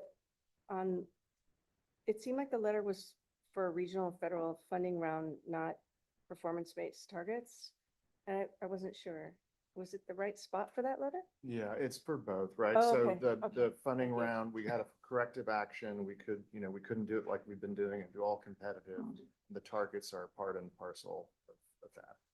Thank you. I just needed the clarification. Dr. If Brandt? public comment is going to take written form, my strong preference would be just to distribute the written form to us and not read. I mean, do we have a protocol where we read everything that's sent in? So that's how it's noticed on our agenda. We can certainly revisit that with the chair. I strongly recommend that. Otherwise, we could be overwhelmed with these things. Someone puts pen to paper, they can go on forever and ever and ever. I didn't pick up a thing from that. It was hard to follow. Someone has something they want to say, and they really want to get it across, they ought to show up. And if they want to send it, mail it in, just distribute it along with our packets. That's a strong recommendation. My only comment would be that there are visual learners and there are auditory learners, and we take in information differently. I didn't mind at all hearing it, but I take in information, reading it a little bit better, but I don't speak for everyone. Thank So you. I would like the letter in Yes, an email. Thank you. Like Eric said, we will definitely take that into consideration. This particular public comment came in this morning Okay. about 40 minutes before the meeting. So there wasn't an opportunity to get it to, but we will definitely take your comments, Dr. Branscombe. Even a and late one, others. I would still distribute the other way. It just Well, burns time. it is in our agenda, that it is stated. So we are following our own rules. Director Early. I have a question regarding, but if I'm interested in. Thank you. I had a question regarding the public comment. So just to be clear, Director Early, Oh, maybe Yeah, it- just a brief response. you want a brief response? The Brown Act to Oh, Commenting on. okay, that's fine. just. Not about public comment. I appreciate you. Yeah. I have a clarifying question. So. Let me ask, if there was a. Sounds good. So in regards to what Placer and El Dorado here would be like the, let's say 100% and the guardrails that we talked about or the guideposts, how does that compare to what they previously got before we were noticed? Is that a hard question? Your face makes me think I shouldn't have asked that. If you go back far enough, it's pretty comparable or perhaps even a bit more generous at the 100% level. Okay. But again, those dollars of STBG and CMAQ that El Dorado and Placer used to be able to program directly relies entirely on apportionment formulas. So the STBG was mostly population from Caltrans to the RTPAs. The CMAQ was also mostly population-based with certain adjustment factors for whether you were in a non-attainment area or area you got more CMAQ. That's how that worked. Okay, and so when you say if you go back far enough, I just want to make sure I'm following you, because this is the first year that we would be doing it like this, correct? That's right. Okay, so why would I have to go back far to know like how much money they had available The work before? history, Right? So- Comparing it to what they got. Okay, I can maybe answer it in a little bit more detail if you want, Chair Lauren. So, you know, previously, before the corrective action, Caltrans published tables that showed at the county level within SACOG how all the math basically behind the formula to state it plainly, right? And for El Dorado and Placer counties, we had done that for some time to say, here's the formula, how it comes to our region. The 4 counties compete. Those 2 counties, they have their amount that's set aside. When the feds came in, they basically, the Metropolitan Transportation Improvement Plan program that you all adopt every 2 years, that document was stopped from being approved by the feds. They said, this is out of compliance, not just in SACOG, but several other regions. So Caltrans, you need to fix some things, MPOs need to fix. So those tables went away. That's what Sam's referencing. And so there's now just a single number for the Sacramento region. got it. Thank you. That was very helpful. Thank you, Chair.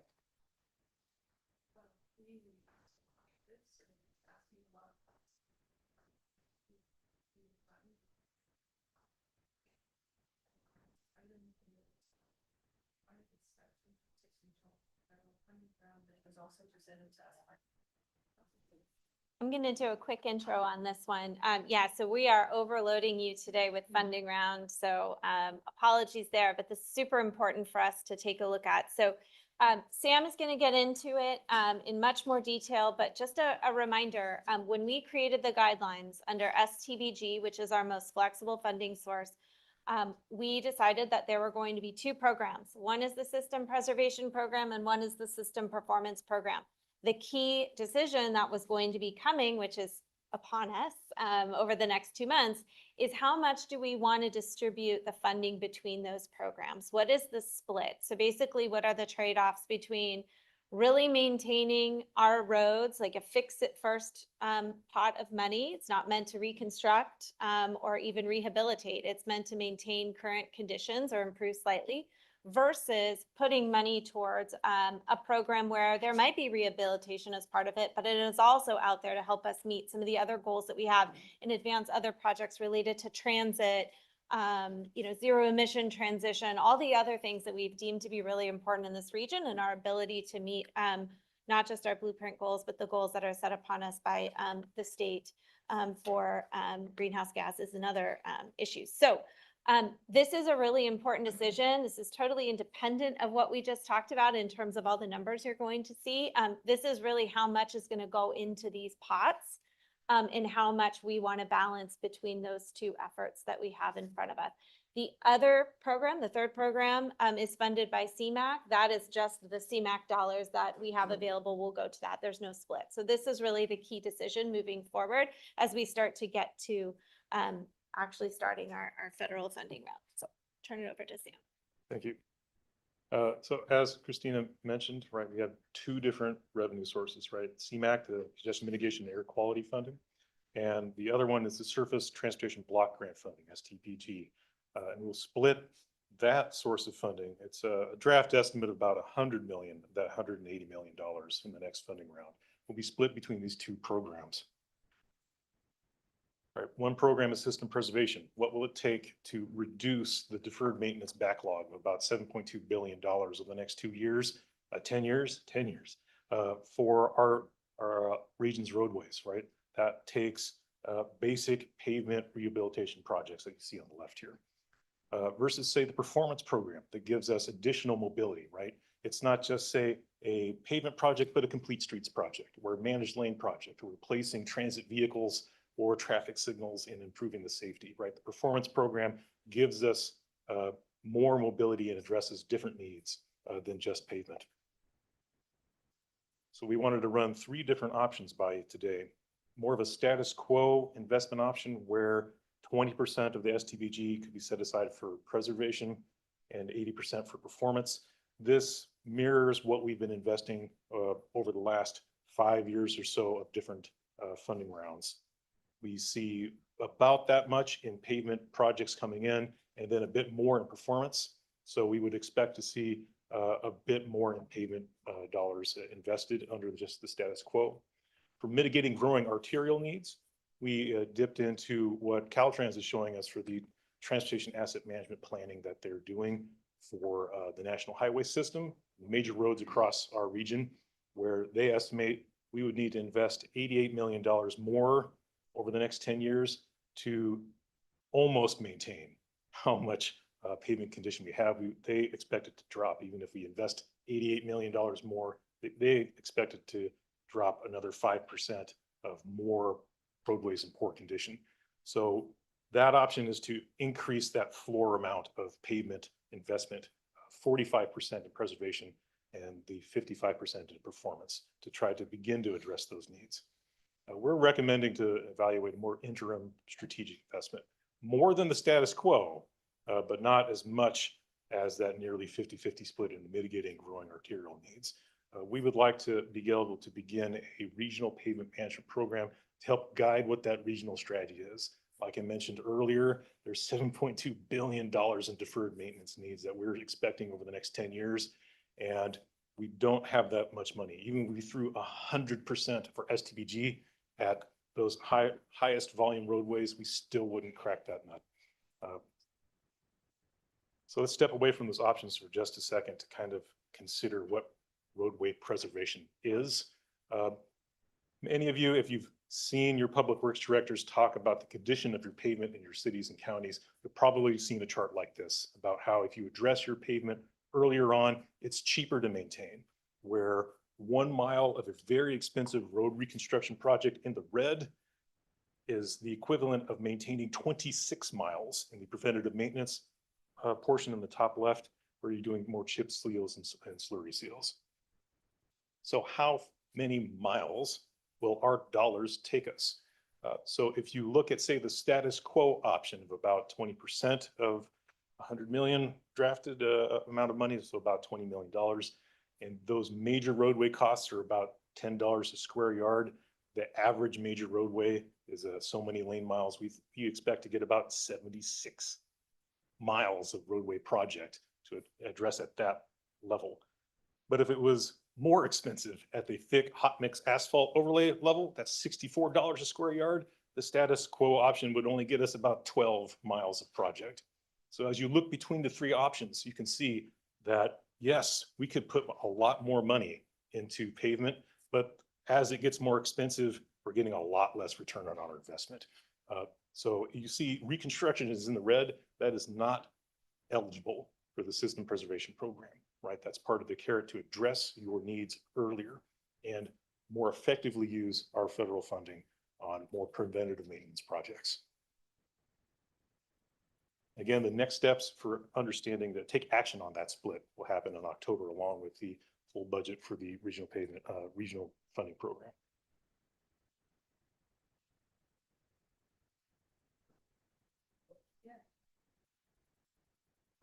The chair, oh, one of these guys. Desmond? Oh, thank you for the chart. I love the chart that shows how much more it costs you the longer you wait. And we have these discussions all the time in Sacramento County. I know we all do among our jurisdictions. And I appreciate you looking at this. I mean, option 2 or 3, I mean, I get that option 2 is a bit short-sighted. But I think those are both much better options than the status quo. So I appreciate that. And this is another item that will come back to this Transportation Committee again in October, right? Before it goes to the full board. Okay. I just think, one of the conversations we have a lot, like I'm sure many of you do, is SB1, when it passed, this source of funding directly coming to jurisdictions, the tagline for that legislation, and I testified in favor of it when I was a CHP officer, fix it first, right? That's what got the public to support this thing. And that's what got the public to support local transportation sales tax measures. I mean, I think we cannot lose sight that needs to be a focus, and that's what our constituents all demand as a priority. So appreciate it. I can see the pros and cons of either option 2 or option 3, but big improvements over, I think, the status quo. So thank you, Sam. I appreciate it. Director Hudershaw? No?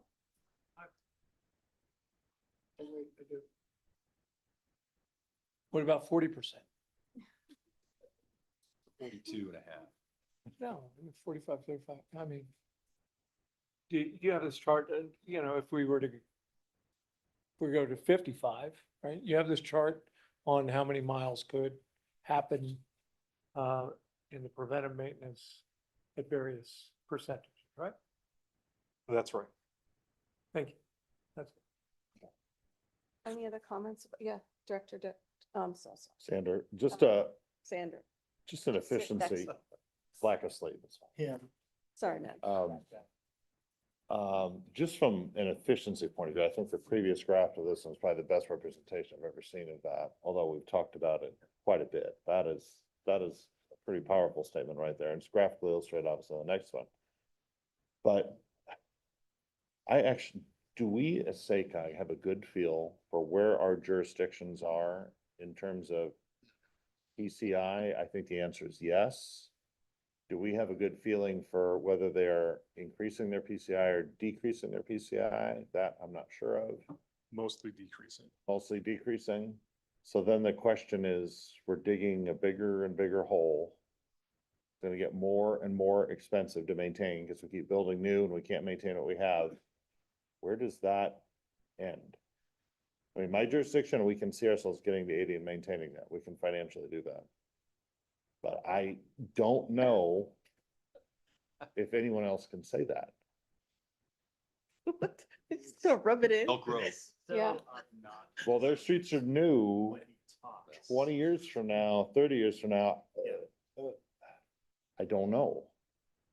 I mean, we can sit here and debate 42 versus 40 versus 45, but if the ship is sinking, are we rearranging deck chairs, or how do we do something more impactful than debate 42 versus 45 So, when everybody's sinking?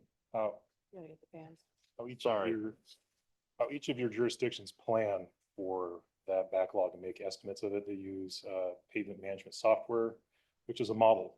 We know how fast pavement deteriorates given different conditions, different volumes, and different treatments.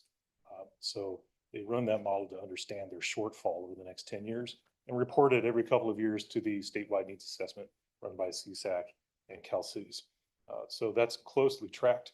But what we don't do yet at a regional level is to use that data to come up with a regional strategy to understand that entire shortfall and what SACOG's role should be in managing regional pavement more proactively. So we will be developing that program. It's one of the different priority programs that we'll be taking an action to budget in October. I mean, it's an efficiency question for all of us. You can say yes to the developer, yeah, I'll build that new connector out to your new development out in the greenfield.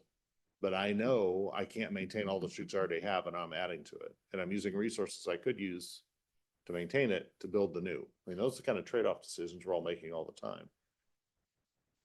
We did. Is the road gonna turn to gravel after we're all out of office so we don't care? I mean. Some counties have done that. Like, where's the reality here? Sorry, I'm the longest term board member, you know, I've seen this cycle so many times. It's like, do we all have blinders on, or we're just wishing that something will come along and save us? Nothing will. We gotta save ourselves. You have a public comment. Yeah. I really do appreciate it. But I think you were Yeah. next. And I'll tell you from a jurisdiction that actually has a 0.5 cent sales tax dedicated to roads. You need a lot more money than you think. Because when we first passed our measure, we were looking at the numbers going, oh, it's pretty good. It's all, sales tax driven. So if you have a down year, it doesn't make as much money. And it's getting sucked up by inflation. I mean, this gets back to a discussion I've had with James, and it's kind of in person, and then generally speaking is, I think this body would be really useful in coming up with a strategy for dealing with stuff like this. Now, we're all independent jurisdictions, so we all have to act on our own, but how we deal with that is a big issue, because the roads are falling apart. Even in our town, with a sales tax measure, we have slowed the decline significantly. But I don't think we've staunched the bleeding entirely. Chair Lauren, can I, those of you that served on the funding round working group, the 2 years that you revised all of this, fix it first, state of good repair, was a mantra, which is why we're here today, right, with this item. When we did all of our engagement and outreach on our 2025 blueprint plan that you are going to be adopting this fall, we heard safety, state of good repair, horrible transportation system needs fixing. And even this is a very critical policy decision, obviously, but I will say that we are not, we are focused, whatever you decide, and it's split between preservation and performance. This is largely fix our existing system, make it work better, but not necessarily expand it with big capital projects in these programs. Those are for the state and federal grants. So I want to take a step back. You've really put your thumb on the scale on fix it first, make it work better, spend our limited dollars wisely in the dollars that you as a body control here. And that's important because gas tax revenues no longer cover the cost of transportation, as you are all just pointing out. Director Brownstein. Sam, I may have misunderstood. Did you exclude reconstruction from preservation? That's already set up in the system preservation. That's already set up in the system preservation guidelines that the system preservation program will address projects that are not full roadway reconstruction. So the cheaper 3 different options above the red option there. Okay, so it does not include a really bad road. The system performance program can cover full roadway reconstruction, but you'll have to compete for those funds, right? All of it's competitive, and a road reconstruction project is going to be very expensive. I think the problem that comes to mind though, and I'm not criticizing, it's just a problem that comes to mind, is so many roads have been, the maintenance of it has been deferred for so long. They end up, I know there's lots of them in my little hometown, and I don't know what it's like, but I presume it's the same all around. So many roads are in such bad shape. Then they're going to have to go out and compete. They don't get any of this. You're only going to fix the roads that aren't so bad.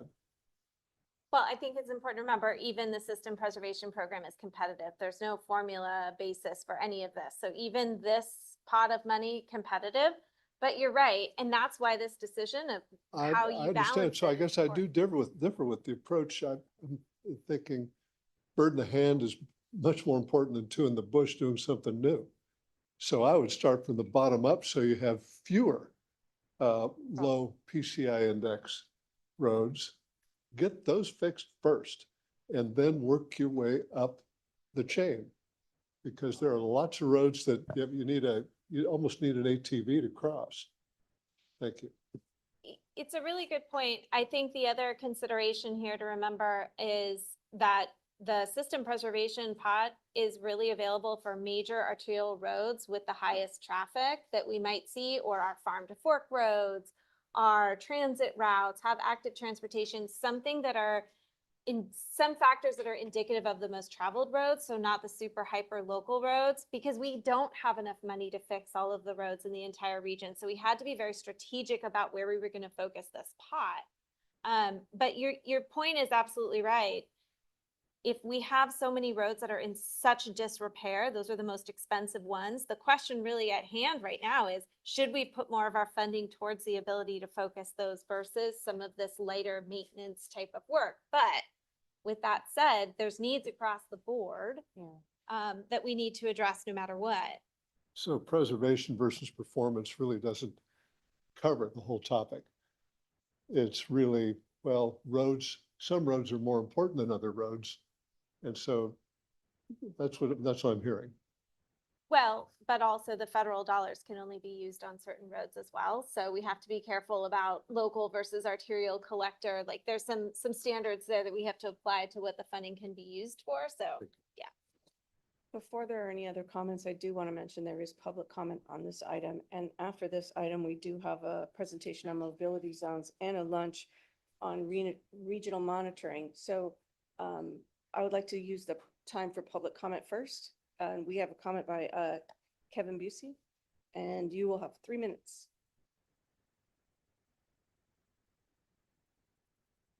Yeah, I'll try to go under 3 minutes here. Kevin Busey, Sacramento Transportation Authority. So in 2024, we did a countywide analysis of all the roads, looking at their paving condition, and based on current revenue, where it would get, where the counties in each cities, including Rancho Cordova, would be in 20 years.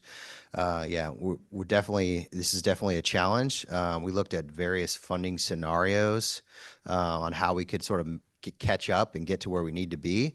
And we had several recommendations. Some of those recommendations are to get more funding out of the SACOG federal funding round for this. So I'm actually happy that we're having this discussion. But yeah, I think generally speaking, the system preservation, the money that we're talking about is probably a drop in the bucket as far as the overall needs for pavement. I think SACOG is probably being thoughtful as relates to how much can we stretch the dollar here as far as these programs. And so hence the focus on system preservation. And as Christina discussed, I mean, these federal funds can only be used on the federal aid network, which is, essentially major collectors and higher, can't be used in your local streets and roads. I would say that there are several jurisdictions here that are putting a lot of general fund money into their pavement at this point. That includes Sacramento County, city of Rancho Cordova as an example, and they're just to try to keep up. Our analysis actually looked at what does that general fund money do and what benefit do you get over a 20-year period, which is interesting. But I think part of this discussion is, should we be doing that at a regional level? Or I think that's discussion's already been had, and I think it's a good idea. So thank you. Thank you so much for your comment and keeping it under 3 minutes. This is a lot for all of us. Any other comments on the item? All right. We have an update on mobility zones with Kathleen Hanlon. Welcome, Kathleen. Thank you so much.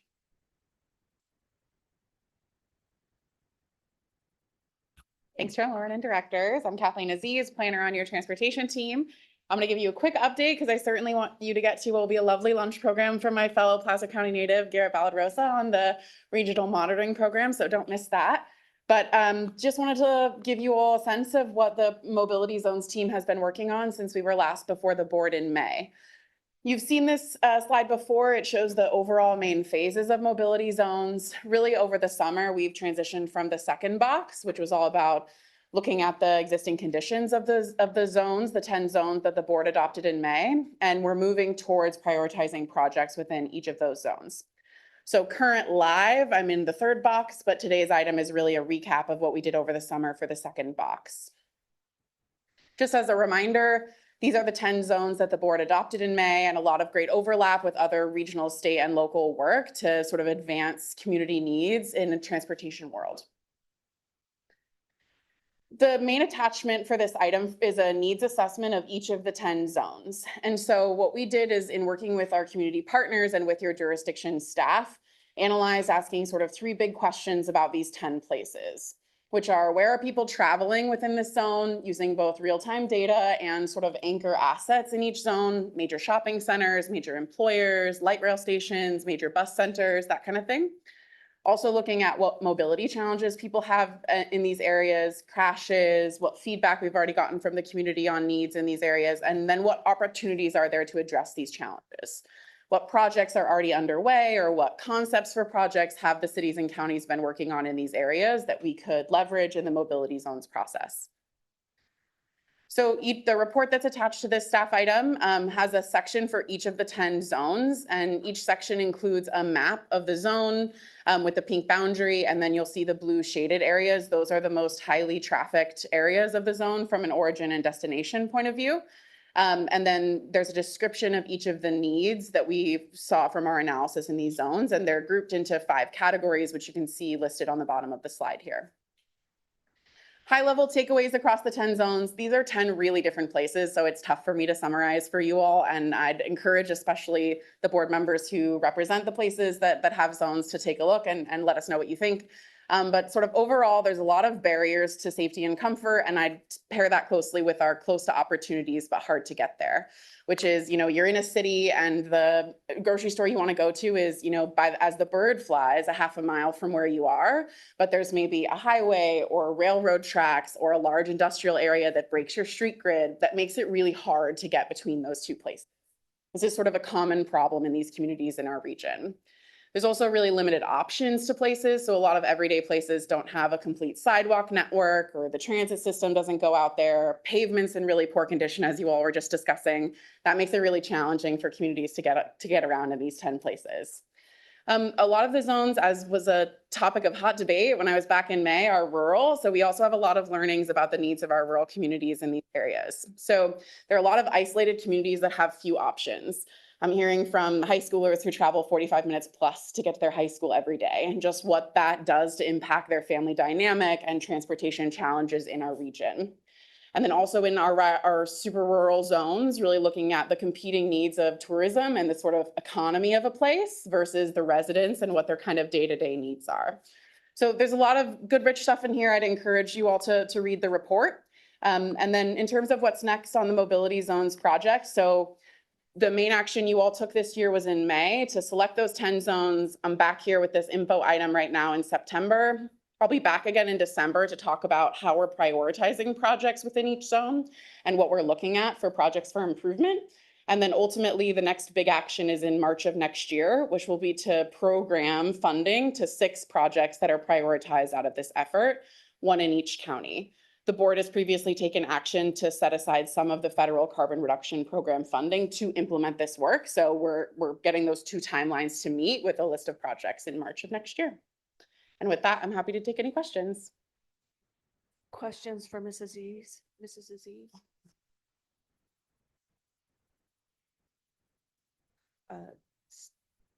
Seeing none, I just want to say thank you for updating us on mobility zones. And we had a lot of discussions on items that are, coming back to us. Maybe we can all take time to check in with our jurisdictions on our priorities before we come back. And we do have a lunch discussion. And Chair Lauren, just want Yeah. to ask for public comment. Oh, do we have public comment on this? There's no item? public comment. Yeah. Okay. Seeing none, we're not closing the meeting because we're going to lunch. So thank you very Sure. much. And do you have, yes? Do you mind if I just, No, no. and please stay for the lunch, because we've got some great data that we want to share with you, including the new housing data that shows we had more housing starts in the region, the last in 2024 than we've had in 15, 20 years. We've had more multifamily attached housing built than since we started collecting that. I stole Garrett's thunder. I'm sorry, Garrett, in advance. But it's worthy of repeating. 2 dates, so please stay, but 2 dates, and want to make sure you have in your calendar. SACOG Board Retreat in Elk Grove, Friday, October the 3rd. We've got a great lineup we're putting together for you. And we're gonna take a hard look at what it means to be a region and work together. Timely topic, District 56 in Elk Grove. It should be on your calendar.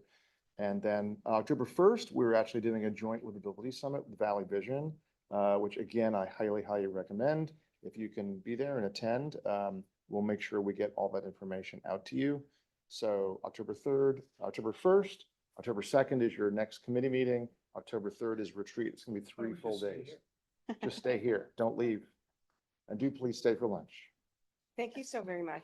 Chair, if I might, just yesterday, Director Chapman and myself, I think we were the only 2 from this commission.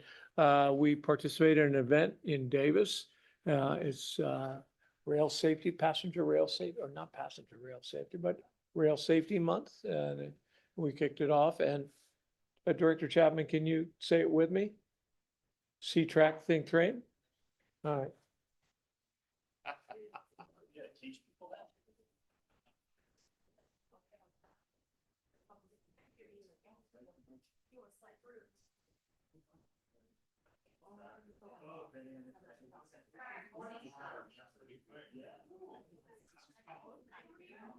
Program here at SACOG, and that's going to be the topic for today.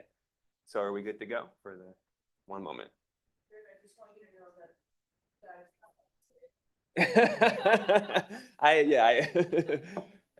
Thanks for the heads up. Trying to throw some curveballs early on. Yeah, absolutely. So today we're going to be talking about our monitoring program, and really it's a fancy way of saying SACOG tracks a lot of data, and we think about how we can be providing that to our own processes and to the region as a whole, and for you as board members in your own policy and decision making. And so that's what we mean by the monitoring program, right? We track it and then we also report out on it. And we've really revamped how we've done that in the past year or so. So we're really looking forward to this opportunity to talk about what we have been doing, and again, have an opportunity to have a conversation, have some input about it, like sort of what might be useful for you moving forward. We know sometimes this stuff on data can be a little dry or can be a little overwhelming. So again, we want this to be interactive. We do have a quick presentation, but at the end, what we're going to try to do is we're going to try to have just a live interactive session. We'll pull up our dashboard where we keep a lot of our data and allow you to sort of direct the conversation. So know that that is coming. As I mentioned, I'm Garrett Valderosa here on SACOG. I wanted to call out just really quickly the team behind all this work, right? Our data group here at SACOG does a lot of work for our planning and our programs, including some of the stuff you're here today, but also a lot more. And it's a lot of times behind the scenes, but they're working really hard, so I want to give them that recognition. So what we'll do today, right, this presentation is we've put three sort of stories together of some recent data we've put together and how we've used it, just to sort of whet your appetite of sort of some of the information we have that might be of interest to you. And then we'll pull down the PowerPoint, get up the dashboard, and we'll have a conversation. And again, you don't have to wait to ask your questions till that second part. Stop me at any point with any questions you have or comments if this is meant to be interactive. So just to call attention to it, right, we do have this dashboard. If you're ever on our homepage, if you go up to that ribbon up top, that planning, and if you go over to the far right, this regional indicators dashboard, pretty much all of the data I'm going to show you today comes from that so that you can download it whenever you want.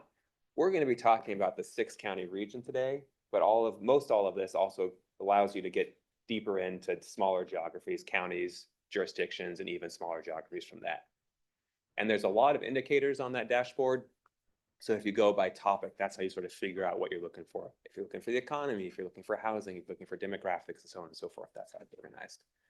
So let's talk about the first of those three stories of sort of what we put together of sort of just showing what we're doing in our monitoring program. Of course, housing is of interest to this board and to the region as a whole. We just last month pushed out our updated housing numbers. So we looked at every single housing unit that's completed up to December 31st of last year. So this goes all the way through the end of last year, right? And we added that to our housing series, and we started looking at sort of what's new, what's different, what's changing in terms of housing production in the 6-county region. And so really the tagline is 2024 was a banner year for housing. I know it's small to see on this, but that chart at the far end, right, is 2024. If you look at it historically, about 12,500 new housing units that were completed last year in the region, it's the highest number since 2005. Of course, a little bit lower than the heady times of the early 2000s. We all recognize that was sort of a different market environment, right? So if you look at the 12,500 that were completed last year, again, the highest in almost 2 decades, and even higher than what the current blueprint suggests in that annual level moving forward.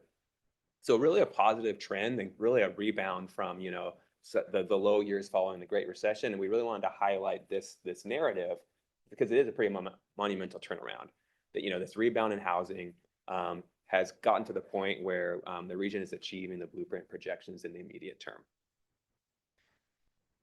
If you look at sort of what's been going on in housing in the 6-county region compared to the rest of the state, of course, there's a lot of the big coastal regions are a lot bigger than us. So what we do is we make a per capita measure. So we look at new housing relative to population size. So look at this new housing in the region, right? This is 2024. We actually have 2025 numbers, which continue this, right? Again, Sacramento region has outpaced the rest of the state in new housing production per capita. Not just this year, but 8 years in a row. And then we started tracking this in about 2001. I think it's something like 17 of the 23 years in that series, right? The Sacramento region has led the state in per capita housing production. So when we're talking to the state, when we're talking to partners, around it, we think that's a really important narrative that we continue to emphasize about sort of the region's role in taking on housing. And it's not just a single year thing, it's something that the region's been delivering on for years and years and years. the type of housing that's being built, right, it matters. And historically, a large portion of the new housing in the region has been coming from large lot, single family. That's the green on this bar chart. I know the legends are kind of small. What's interesting about the past 5 years or so is this sort of rebound in housing we've been talking about, right, is really drawing from a variety of housing types. So of course, the large lot single family is still an important part of that story. That's the sort of green. The middle bar, the sort of lighter blue, is the smaller lot single family, and often because of price points, right, developers are shrinking that lot size as one way to get more housing online. And then that dark blue on the very bottom of those charts are the attached housing. That's the apartments, the condos, the townhouses, the duplexes, right? It's a broad category, but the attached housing, right, is really kind of aligned. So in fact, it's hard to see on this chart, but the 2024 numbers, 4,000 new attached units in the region, that's the most we've ever seen in this series that goes back to 2001, right? Which is a really promising trend. How big is the large lot? Is it 100 by? So we do it in square feet. Oh, you do? And so it's anything more than 5,500 square feet. Oh, okay. Yeah, which if you, yeah. And we could convert that into acres. I think it's less than 8 units an acre. Yeah. So it is a sort of a sharper threshold of what that difference between a large and small. Another sort of contributing factor to the sort of rebound in housing, right, is bringing more different types of housing online, or accessory dwelling units, or ADUs, right? So we're well versed in sort of what's been going on. And, you know, about 2018, 2019, where there's a really sort of policy push at the state level and at the local level of thinking about ways to get these easier to do and more streamlined. And you've seen, right, on the ground, the outcome of that. So between 2018 and 2024, it's more than 15 times, you know, higher this prior year relative to the beginning of that series, which is, again, really impressive about sort of what's just been happening at the local level these past years. And again, when we get to the dashboard, we can also start drilling down into smaller geographies than just the 6-county region. Do we know how many of those are actually occupied and providing dwelling versus that's just a place to store more of my stuff? That's a great question. So we don't, but we're trying to figure out a way to do that. So we're also doing now is we're standing up a parallel database of looking at publicly available sources like Craigslist and others that where people are listing them, right? But there's no way for us right now to know, okay, so-and-so built this for just an occasional, right, visitor. Someone built this for, you know, a multi-generational housing, and someone built it for a rental. So we're trying to get our heads around that, but we do think that a lot of this is being stemmed from not just right, I want to store some stuff, but I want to either a unit for you know, multi-generational family or a rental stream for income. So we believe that's what's happening, but we don't have stats behind that. I saw a story, I think it was Los Angeles based, that suggested maybe 40% actually added a dwelling unit. The rest, the other 60% were, oh, my son who's 16 is going to live there, or my mother-in-law who's been living with us is going to live there. So is that really an extra dwelling? You got permits out on your house easily because of the, you know, taking advantage of the ADU, but it didn't necessarily put one on the market. Yeah, I'm really surprised by that number, especially given the costs. I mean, to deliver an ADU in LA is very pricey. So part of our thinking too is if someone decides to do this, right, the costs have also increased through time. That we think a lot of people, that decision making is there's gonna be a you know, a fiscal consideration too, not just wouldn't it be nice to have a place when the in-laws come into town once a year. So I'm surprised by the LA number, but we'll do our best. Maybe to have value to the house when you sell it. Yeah, absolutely. Yeah, absolutely. Hey, Garrett, it's Yeah. Jill. Hi. We noticed the same thing. One of the builders, JMC, a lot of Whitney Ranch, that is an option to have the ADU built when they're building the home. And that's the balance. Is it as an office or is it ADU? But when we had tried to do our numbers with HCD, knowing that we were going to get a lot more, they wouldn't accept our estimates because we were so low before. But the reality is we're like 5 times more than what they estimated we would get because of the change in people building them. Yeah, and I think that's a great point too of it's not just a existing unit that has maybe a larger yard that says, oh, I have some space, I can put an ADU, but I think what we're seeing too is, right, a lot of the new developments are thinking, right, is an ADU a right unit to add on to this. So they're coming in a variety of types. It was just interesting that they would only allow us to claim what we thought we would build in ADUs based on our historical numbers, which it just isn't the same creature. Now you can do it so much easier. Yep, and I think here's a great data point, right, for conversation in the future with ADUs, right? If we're looking at 2018, 2019, 2020, right? We're saying just in the, like I said, just in the past 6 or 7 years, it's 15 times fold the numbers we saw earlier on. So you can't just rely on those early years, right? And we think there's a lot of potential to keep that going. And then sort of the third thing, we talked about more attached housing. We talked about ADUs coming on. Of course, we have Green Means Go. That was the topic of the last month's workshop. So this is another thing we've hit on of sort of some all-time highs, like all-time high in attached housing, all-time high in ADU, and all-time high of new units coming into these green zones, right? The local areas that your jurisdictions have nominated as the key infill areas. It's more than tripled since 2020 when Green Means Go really got up and running. And also the share of new units that are coming in this green zone has also been going up at that same time. Here, can I? Yeah. You go back to that.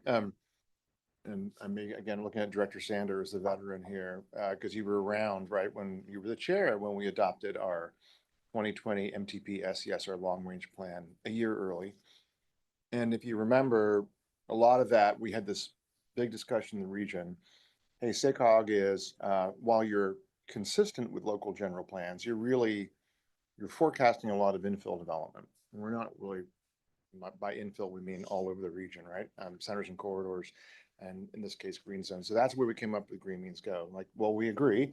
We don't want this just to be a plan that's nice wishful thinking. We want it to be real, right? This was part of implementing our last plan. And I wouldn't say it is solely the Green Means Go program that has made all this happen. It is a remarkable thing that there was a lot of skepticism that these locally adopted by cities and counties green zones would produce housing. And so those numbers are astonishing. So the challenge for us now is to keep that up. Is to keep that up. So that's just to make sure we're coming full circle back on Green Means Go and our plan. I was just the North State BIA yesterday where they had the same discussion, like, but aren't those infill numbers really ambitious and will they actually happen? It's great to be able to show this, which is a lot of our local governments, frankly, I think, planning well in advance, actually finally having resources for the first time to plan, whether it's Green Means Go or other state funding now to help them plan, and perhaps hitting the cycle at the right time. You were at BIA, are we tracking at that level this year, or is that data available? So we get it in partnership with your jurisdictions and HCD. So we'll get it next year. So that's the great question, right? Of, is this being sustained? So there's some, right? We know exactly. We're tracking building permits too, but that's for permits that have been pulled also through 2024. So we don't have 2025 building permits yet. But, ear on the ground, of course, we are hearing the same thing, that you all hear, right? High interest rates that have been sustained, right? Maybe there's macro headwinds and our conditions shifting. So there's usually a lag of, 9+ months, right? As permits start to slow. So the Business Journal actually did an article about 2-3 weeks ago about that, where they talked to a couple builders. So we're definitely paying attention. What we're presenting are a bit of a lagging indicator because these are units that have been completed, right? Certificate of occupancy. So, but we're tracking building permits too, but even the permits lag a little bit as you don't see the slowdown in the building permits until there's been that slowdown. But we're very cognizant of, right, how long is this going to be sustained moving forward? But we do feel like there's value in telling the story just because of the momentum that's been made. What do you attribute this massive down from the city by Costco? I mean, it's just lots and lots of multifamily, or if I'm in Rockland or Roseville, is that just, why did the market change? Why did it flip? Is it less expensive all of a sudden? Is it I think, right, demand, I think what not so much in this presentation, we talk about housing cost, right? And so it just becomes incredibly more and more difficult to deliver that single family housing unit at a cost that can then be attained by, you know, the typical household, right? So the new single family developments being delivered, right, just because of the cost of construction, the cost of materials and other things, right, almost by default can only be consumed, right, by the higher income household. So there's been this latent demand for housing that's been unmet for a variety of household incomes, right? And we've been talking about this as in the blueprint and as a board for a long time. So I'd love to have a couple of my colleagues up here who hear their perspective, sort of like what shift. I think part of it is just persistency, right? The consistency at the local level, right? At the regional level, and the state also weighing in saying, right, we need to see housing in a variety of incomes. But I think part of it too is the market of, right, there is just so much demand for housing, and it's just, unfortunately, it's not attainable for so many households to get that, you know, single family house with the white picket fence, but everyone needs housing. And I think part of it is, you know, there's no single answer, but I think things like Green Means Go, right, the funding that's been coming in, right, I think all of these pieces start to add up together. I know in our county, built apartment complex. Yeah. But there's houses. Yeah. And it'll look different. That's the same over on your side. When it comes to market rate, apartment complexes, absolutely. I mean, we've had a lot of affordable ones built, but market rate, and you know, I talk to folks and they, right, well, that's wow, right? Yeah.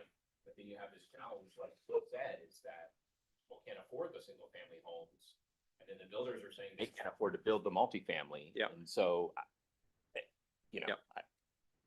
And through Green Means Go, we did that case study with Yuba City and Marysville. And we talked to Caltrans District 3, we talked to Right Out, and we talked to Beal, saying, you know, what sort of type of housing preference do your employees want? Because so many of them live down 65 corridor or elsewhere, right? And we did some pro forma analysis in Yuba City on Plymouth Street.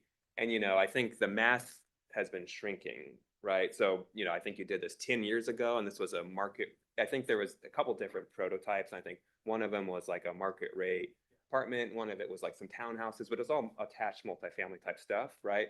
You know, you did it 10 years ago, the gap was this. And when they did it, I think this was last year, there's still a gap, but I think the consultant team felt like this was an achievable gap. You know, the city owned that property, so maybe conceivably there could be something. So I think there's, you know, that the trend is you're seeing, it's still very difficult to do, but, you know, it is getting, the market is responding, not just in maybe the core of the region, but outside of the core, there are more opportunities.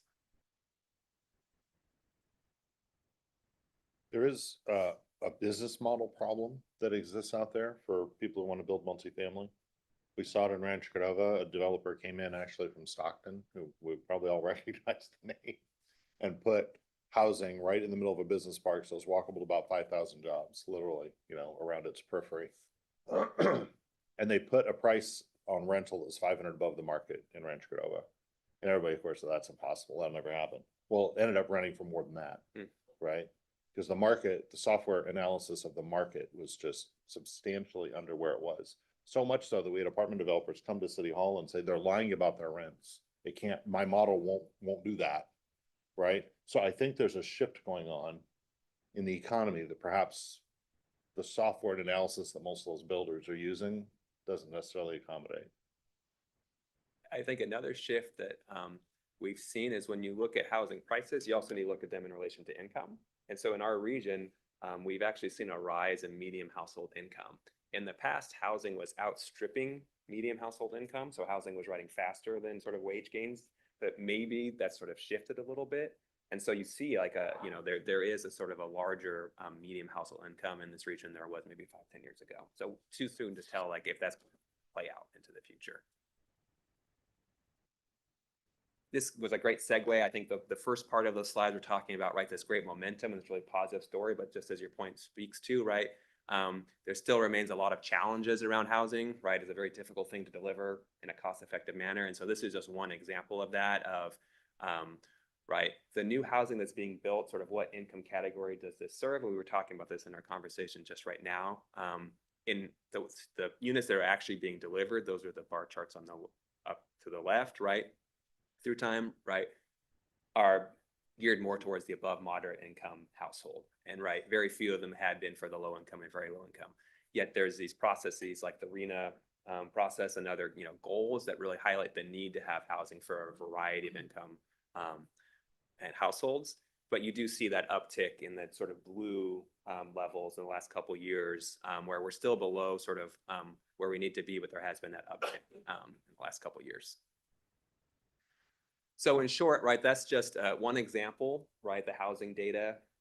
We put this out, we got a little press on it. We also did a little partnership with your staff at Yuba County, Director Bradford, about talking about 3D printed homes, right? It's we're talking about what's sort of new, attached ADUs, green zones. 3D printed homes are still small in terms of the number of units, but Yuba County just did this example of getting some 3D homes actually in the ground up there. And we use a partnership to talk about that and wrote an article about that. And we're going to the Livability Summit on the 1st of October with Valley Vision. We're going to actually write up about this and have that be a resource for them. So again, we know housing's of high interest to this board. So that's just one example of what we've provided through the dashboard. Any thoughts on housing before we shift over to our next example?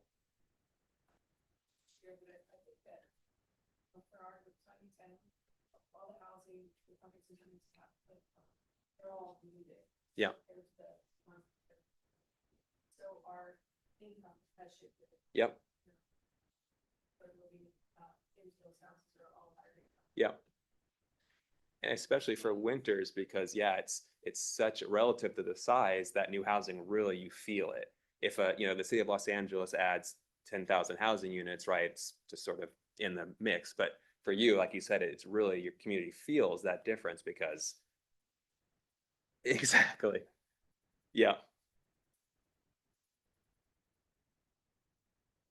The last thing I'll say on housing too is, right, we're thinking about what we can provide that can be a resource right across the region. So as your local jurisdictions start thinking about the next RHNA cycle, it's not coming up yet, but they're already thinking about it. We'll be providing a housing data package, which they can all use in your next housing update. So like a lot of the stuff we talked about even more, and hopefully that's going to make their job a little bit easier because all the data will be provided to them. So just shifting gears, just another, like we're trying to get a breadth of topics here.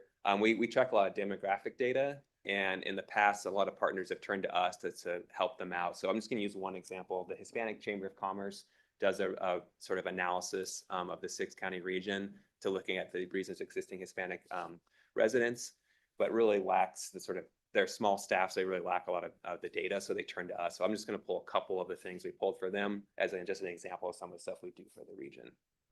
So they were very interested about where is the reasons Hispanic residents growing, right? So we pulled for them some projection series out into 2050, so it helped them just be thinking about sort of the areas they serve.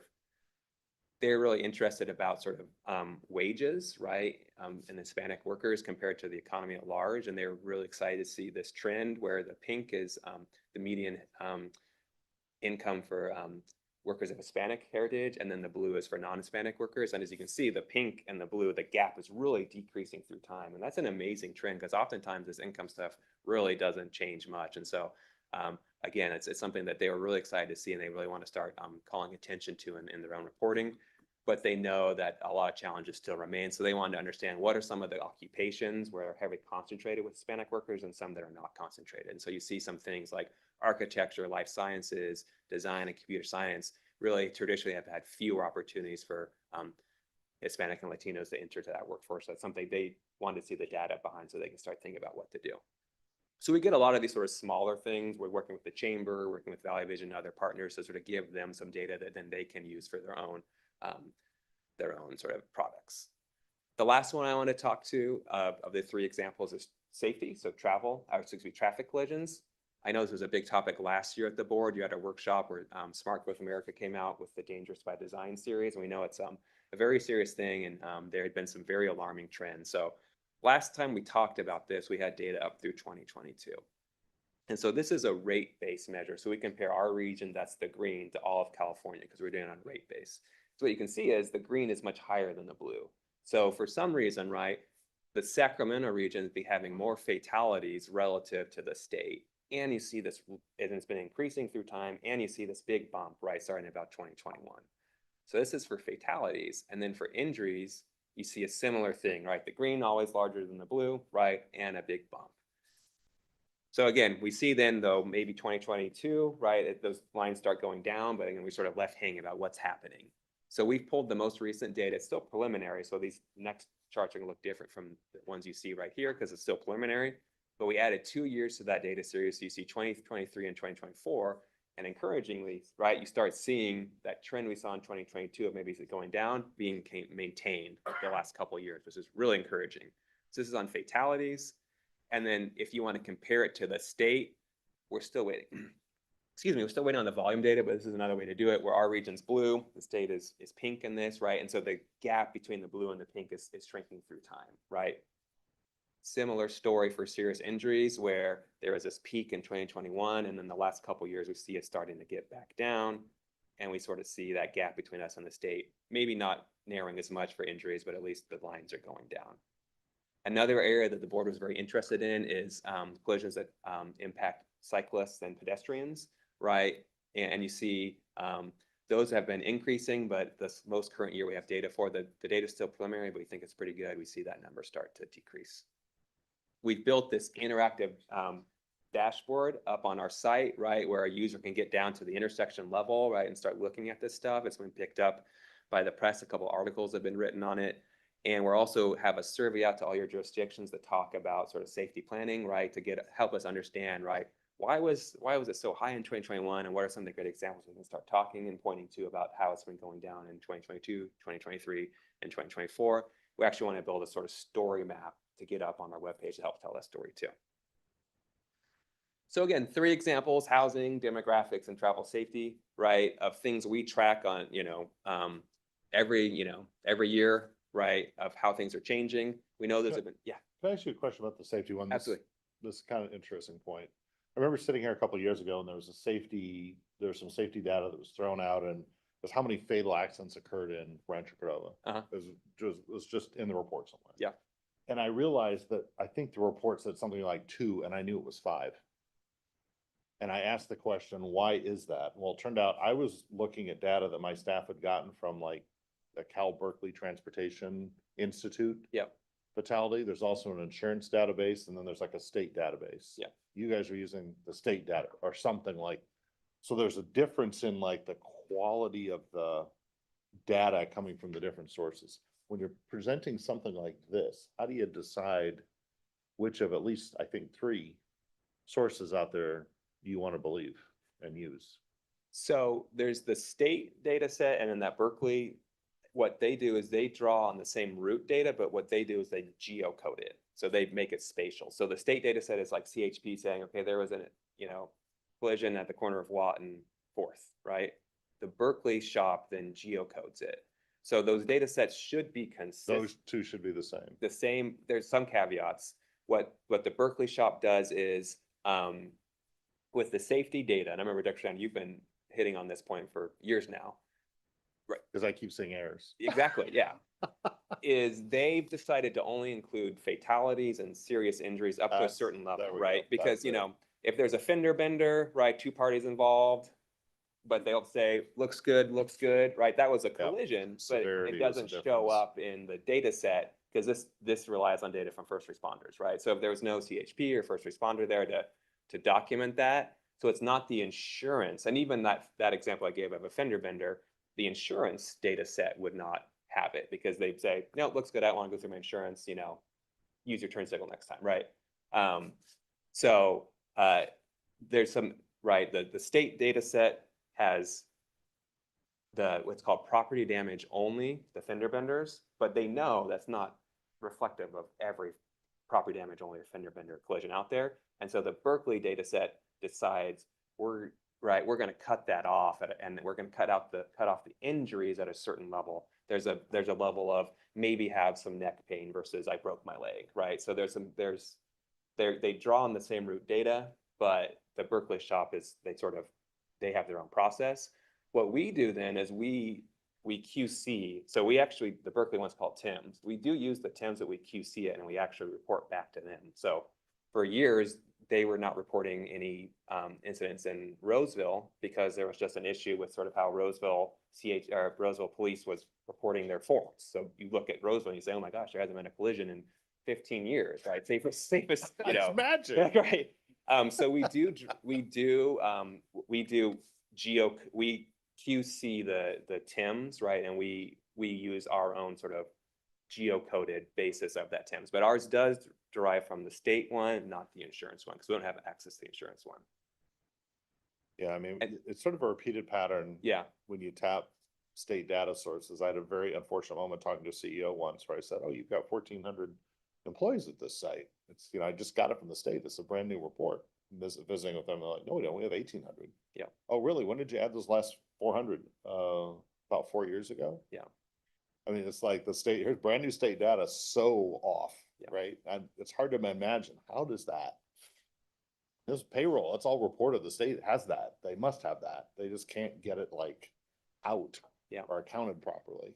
So And- doing and that quality control stuff is hard. It's very hard. And so we do our best, right? We don't push anything out that we don't feel good with. Like we have some data sources where it's like cell phone data, right? It's through a third party, right? And like we're looking at it, but we haven't reported out on that yet because we're looking at it, right? So we don't want to come to you and say jobs have increased by 15%, collisions have decreased by 12%, housing's gone up by 8%, right? And not feel good about the numbers behind that. With that said, it is very hard to stay up to date. And so a lot of the stuff that we look at, some of it derives from the Census Bureau, right? And they actually provide their sort of margin of error estimates on it. So that's something we look at very closely, where at the regional level, we feel pretty good. But when you drill into what's happening in this corridor, Rancho Cordova, well, you can look at the margin of error and you can say, well, I can give you that data point, but the estimates, the margin of error is higher than the estimate. So it's something we're trying to do, right? And, we don't do that in presentations like these. We try to talk at the top level, but we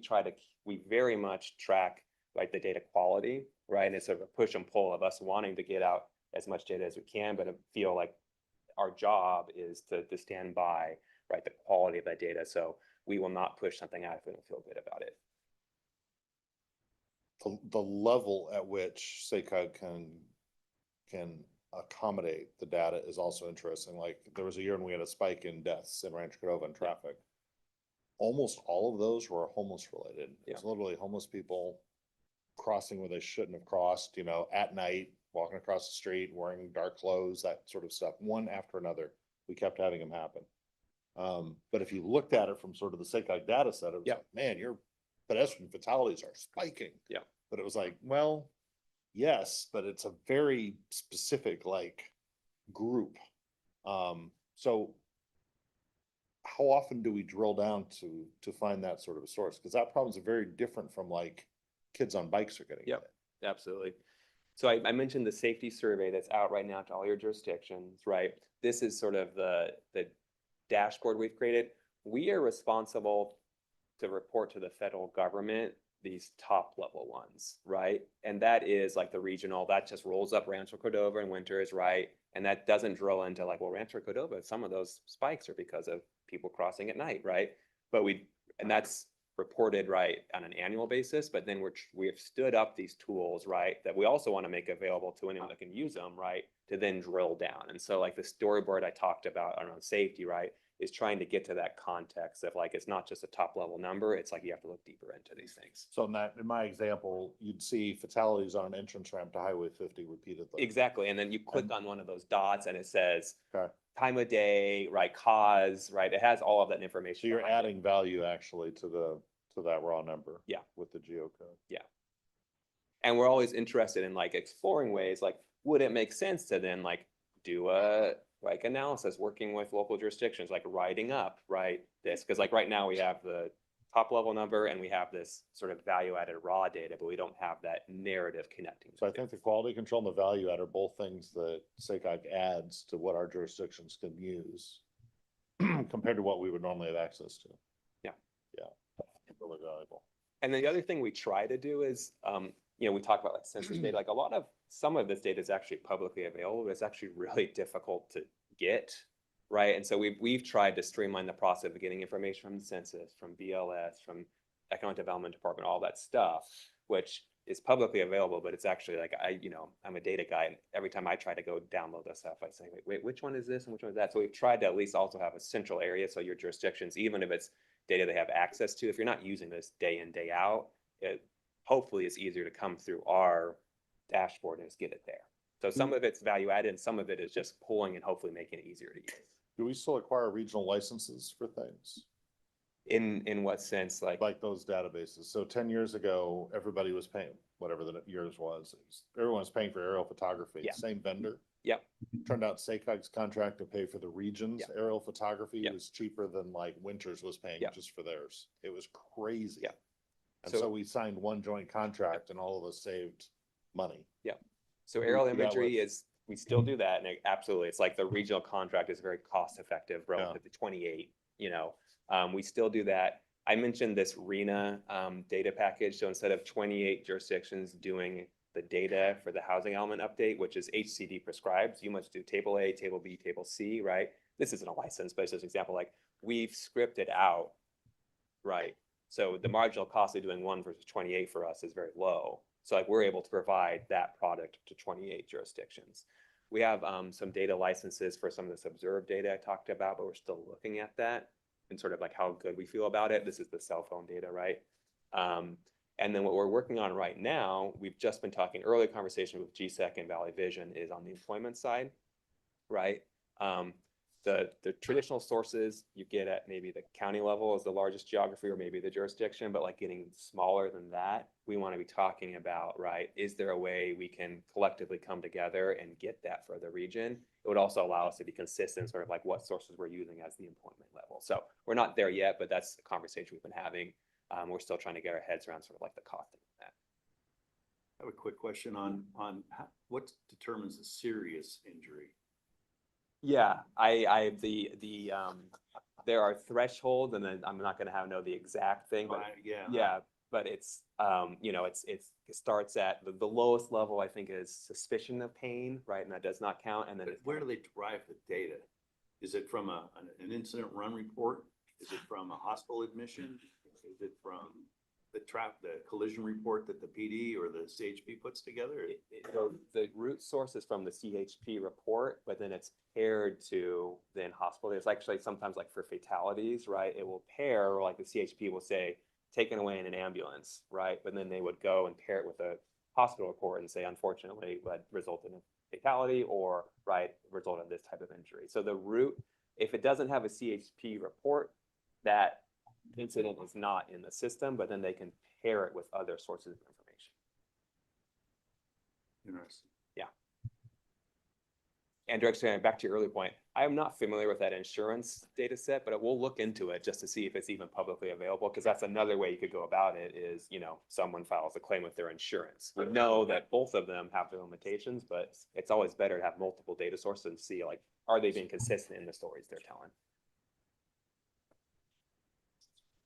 That was it. I think Jessica's going to come up. We'll pull the dashboard up just in case there were further questions. But again, this is an opportunity to weigh in on, I think, you know, as I mentioned up front, we've just sort of revamped in the last year or so how I go about collecting data. I didn't hit on it, but a lot of what we do now is scripted. So it's actually a lot more efficient for us. So it's not instead of like, hey, what's going on in Rancho Cordova? I can go download you that file and then, you know, pivot it, right? We can actually just script it out. And so we feel like we have a lot of more capability now to then not just have data, but be putting out products, you know, for partners, but especially for you as the board. So, you know, just be thinking moving forward, you know, as you're coming to SACOG, what is the piece of information that, you know, you think are most important for your decision-making here and even at your own local community? And like, what type of information would you like to see? And we want to be responsive to that input and the types of products that we're putting out.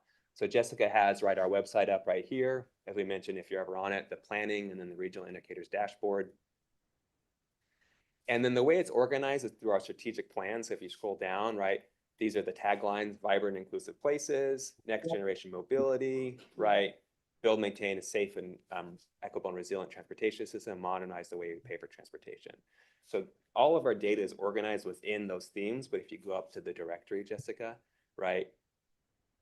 Then if you come to here and you look at some of these, right, click on that one, right? That's how you see it, maybe connecting the dots to like what that actually means. So if you're interested in the economy, you're interested in development, you're interested in sort of demographics, right? That's how it's organized. So I just wanted to call attention to that different information we have, and we're updating it at the speed of as these data sources get updated. Some of the stuff, it's still the most recent data is 2022. It's because, well, the underlying data source is still 2022. There is that lag, right? But, you know, as the Census Bureau, as new permits come in, right, we're trying to be as real time as we can be. So as that stuff comes up, we're going to be updating this dashboard. So we hope, as we can say, instead of someone having to say, I got to go to Census Bureau for this and another source of that, another source of that, that people could start coming to this, right? And has this be sort of their one-stop shop.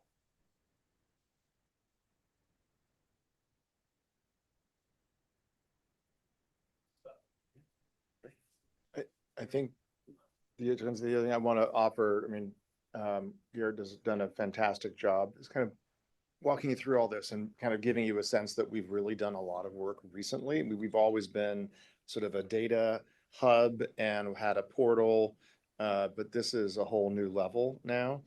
So we want to try to figure out, maybe even get your help. How do we get this into, and we'll work on this, right? But into the hands of your staff, into the hands of our partners, because when we're writing grant applications and this is exactly the kind of thing that will make our applications pop, right? If we can tell the story well, but also back it up with the data. And then I think the other thing that I've really noticed as we've been developing the long range plan, the 2025 blueprint, the fact that we've had all this data. So we've gone out there and we've, you know, listened to the public, right? And we've heard safety and potholes, right, are big themes. It's showing up in the data as well, right? Which is it's a nice way to reinforce it. But as we think about a long range plan and we think about, hey, in the next 25 years, we want to try to achieve the following goals, reduce fatalities and everything else, we actually have data that can really ground it now, rather than just sort of say, here's the future that will be better. We can actually see how we're doing on a year-to-year basis. So it really is, we're rolling this out. I give Garrett and the whole team a lot of credit for really making this much more robust. Have you found AI to be useful? Yeah, it's a great question. So we've started in a beta since. Well, what we call, I had to preface it by what we call AI, not actually in the computer science sense AI. But okay, are the new tools useful? So we're still dipping our toe in the water on that. We Yeah. have yet to like incorporate it into like our data, like sort of compilation.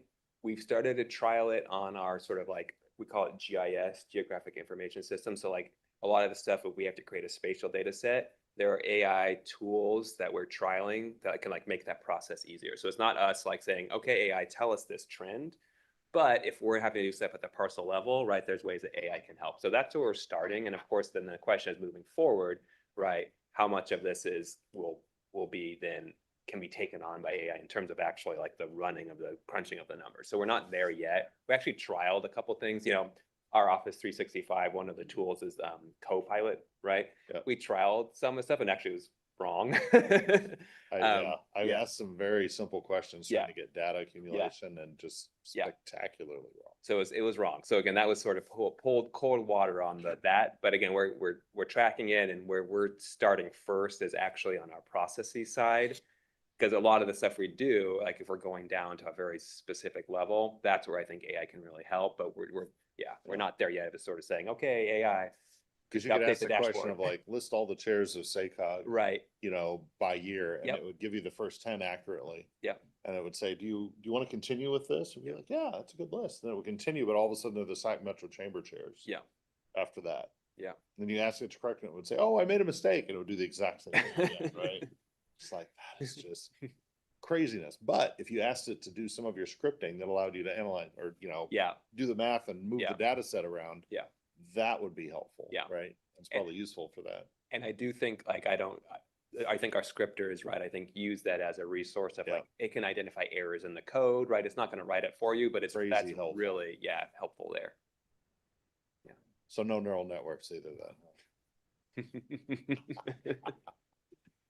So the data sources that you're using, are any of them down to the census designated place level, or are they maybe census block instead? I asked that because in Yuba County, we're kind of unique in that our three largest communities are census designated places, right? So we often don't see, when I look at this tool, right, it's all of Yuba County or our two cities, which are like, ranked 4 and 5 when it comes to population in the county. And so it'd really be cool to see these statistics for like Plumas Lake and Olive and Linda, each individually, because there's It's where most of the county lives, in those Yep. 3 communities. Yeah. And that's what's really interesting about our region, Yuba County, El Dorado County, Sacramento County, the unincorporated portions of those, right, have a lot of population. And it gets tricky in the census. So census designated places is the way to do it because Because it has a formal boundary. exactly. And so we're going to do, another thing I meant to raise is like, we're looking at that. We started at the regional and we're trying to then create these smaller geographies. So we have jurisdiction, but you're right. Yuba County is the cities and then unincorporated Yuba County has the jurisdiction, right? So we will do our best to try to bring that in because you're really right. It's really important, like, of, the differences between that.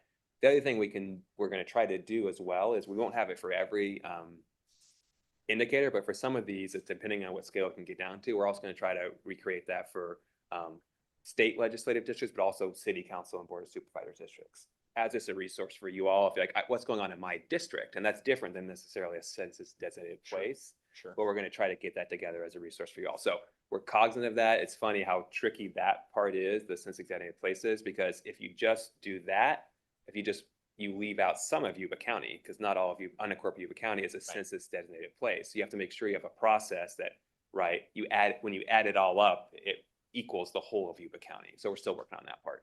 That makes sense. Yeah. And yeah, you're right about El Dorado and Sacramento, right? They also have, El Dorado Hills, right? Yeah. Incorporated, Camera Park, and see Arden Arcade in Sacramento. Do you have any metrics on how much our governments use this? How much How much our governments, our members use? Oh, great question. I thought you said it. Yeah, no. So we've tracked usage, but the problem is we're still trying to figure out who. And so we're tracking like monthly hits and like that. But it doesn't tell us like this is coming from City of Rancho Cordova staff or, Joe Schmo, member of the public. We're pretty sure it's not just us, right? Because we have our own internal way of getting at this data, but like we did notice like when we were testing, like in January, did a big test, you see a big spike in usage. Well, that was because we were doing a lot of stuff on the front end of like fixing stuff. So we were in it all the time. So, Casey asked us, we report to Casey and James every month the usage, but she kept saying, well, who's using? So that's why she's smiling. We're still trying to figure it out. One thought was it's like, if you come to the dashboard, you have to sign up. But the downside is I think that would, maybe scare people away from using it. So our existing tools through Google Analytics and then our Esri stuff just gives us hits, but not who. But we do know people are using it. I think to market it, you need to put out stories of interest. And you almost have like lists of stories you could do. Yeah. Yeah. It may not score well, in traditional social media, but if your target is us and the people who work for us in our jurisdictions. Yeah, absolutely. Because we also recognize this is like intimidating if someone's like, well, I was just, yeah. And, it's interesting of like the give and take of, well, should it be much more targeted versus the value of having the breadth of stuff of, yeah. What's available we do for here. Yeah. Absolutely. Yep. No, absolutely. An example would be how the website, I think it's called the World in Data. It collects stuff, but then they will like focus on a part of it and like put it together into a storyline and say, this is what the data shows. Yeah. All right, we got a homework assignment for you, which is go back to your boards and councils. This is part of your report to your board and council, right? Is this data dashboard? Help us be ambassadors, right? Which is what you are. But it'd be great if you can come up with ideas like that and just get the word out. We did push out just last week a big housing push. So we had our communications folks do a big release, talk to the Business Journal, talk to the SACB, right? So we're trying to package hey, here's an update. This is kind of interesting, rather than do everything, which is overwhelming. What's the theme, right? Yep. And so that's why it's monitoring and reporting. I think we've really built out on the monitoring side, like the scripting, right, and the organization, and now the reporting side, the storytelling, the tidbits. That's what we're trying to have be co-equal. I think to date it's been heavy on the monitoring, less so on the reporting. And plug for the August 8th, the August 28th version of the Covenant. That's our online newsletter. It does highlight the housing report and the Yuba County story that kind of provides that qualitative highlighting of the data. So, So you might think about report light, yeah. you know, like a lighter version of a report. Yeah. I think that our World in Data website, to give you an example, for example, they had one on energy. Then another one that specifically looked at like nuclear energy and all the data around nuclear energy. But they'll take like a theme like that and they Yeah. won't analyze it to death and give you political opinions about it, right? They'll just say, here's the numbers, here's the numbers. Might be surprising to you because of this, but here's Yeah. the numbers. Yeah. Just slight framing. And interesting, I agree 100%. It's, when we came last year with like to the board with all this stuff, it was very interesting where, some of your colleagues were like, that's great, now tell me why, right? So it's also this push and pull of like, well, what's our role? And we talked about like the traffic collisions and some of your colleagues like will say, okay, but why is this happening, right? And so it's like, what is our role? Because a report light, I think, has a lot of value, but it doesn't get into, well, it's because X, Y, and Z. So So it's it just- raises the question Exactly. for all of us. Yeah. It's like, staff, why is that? Yeah.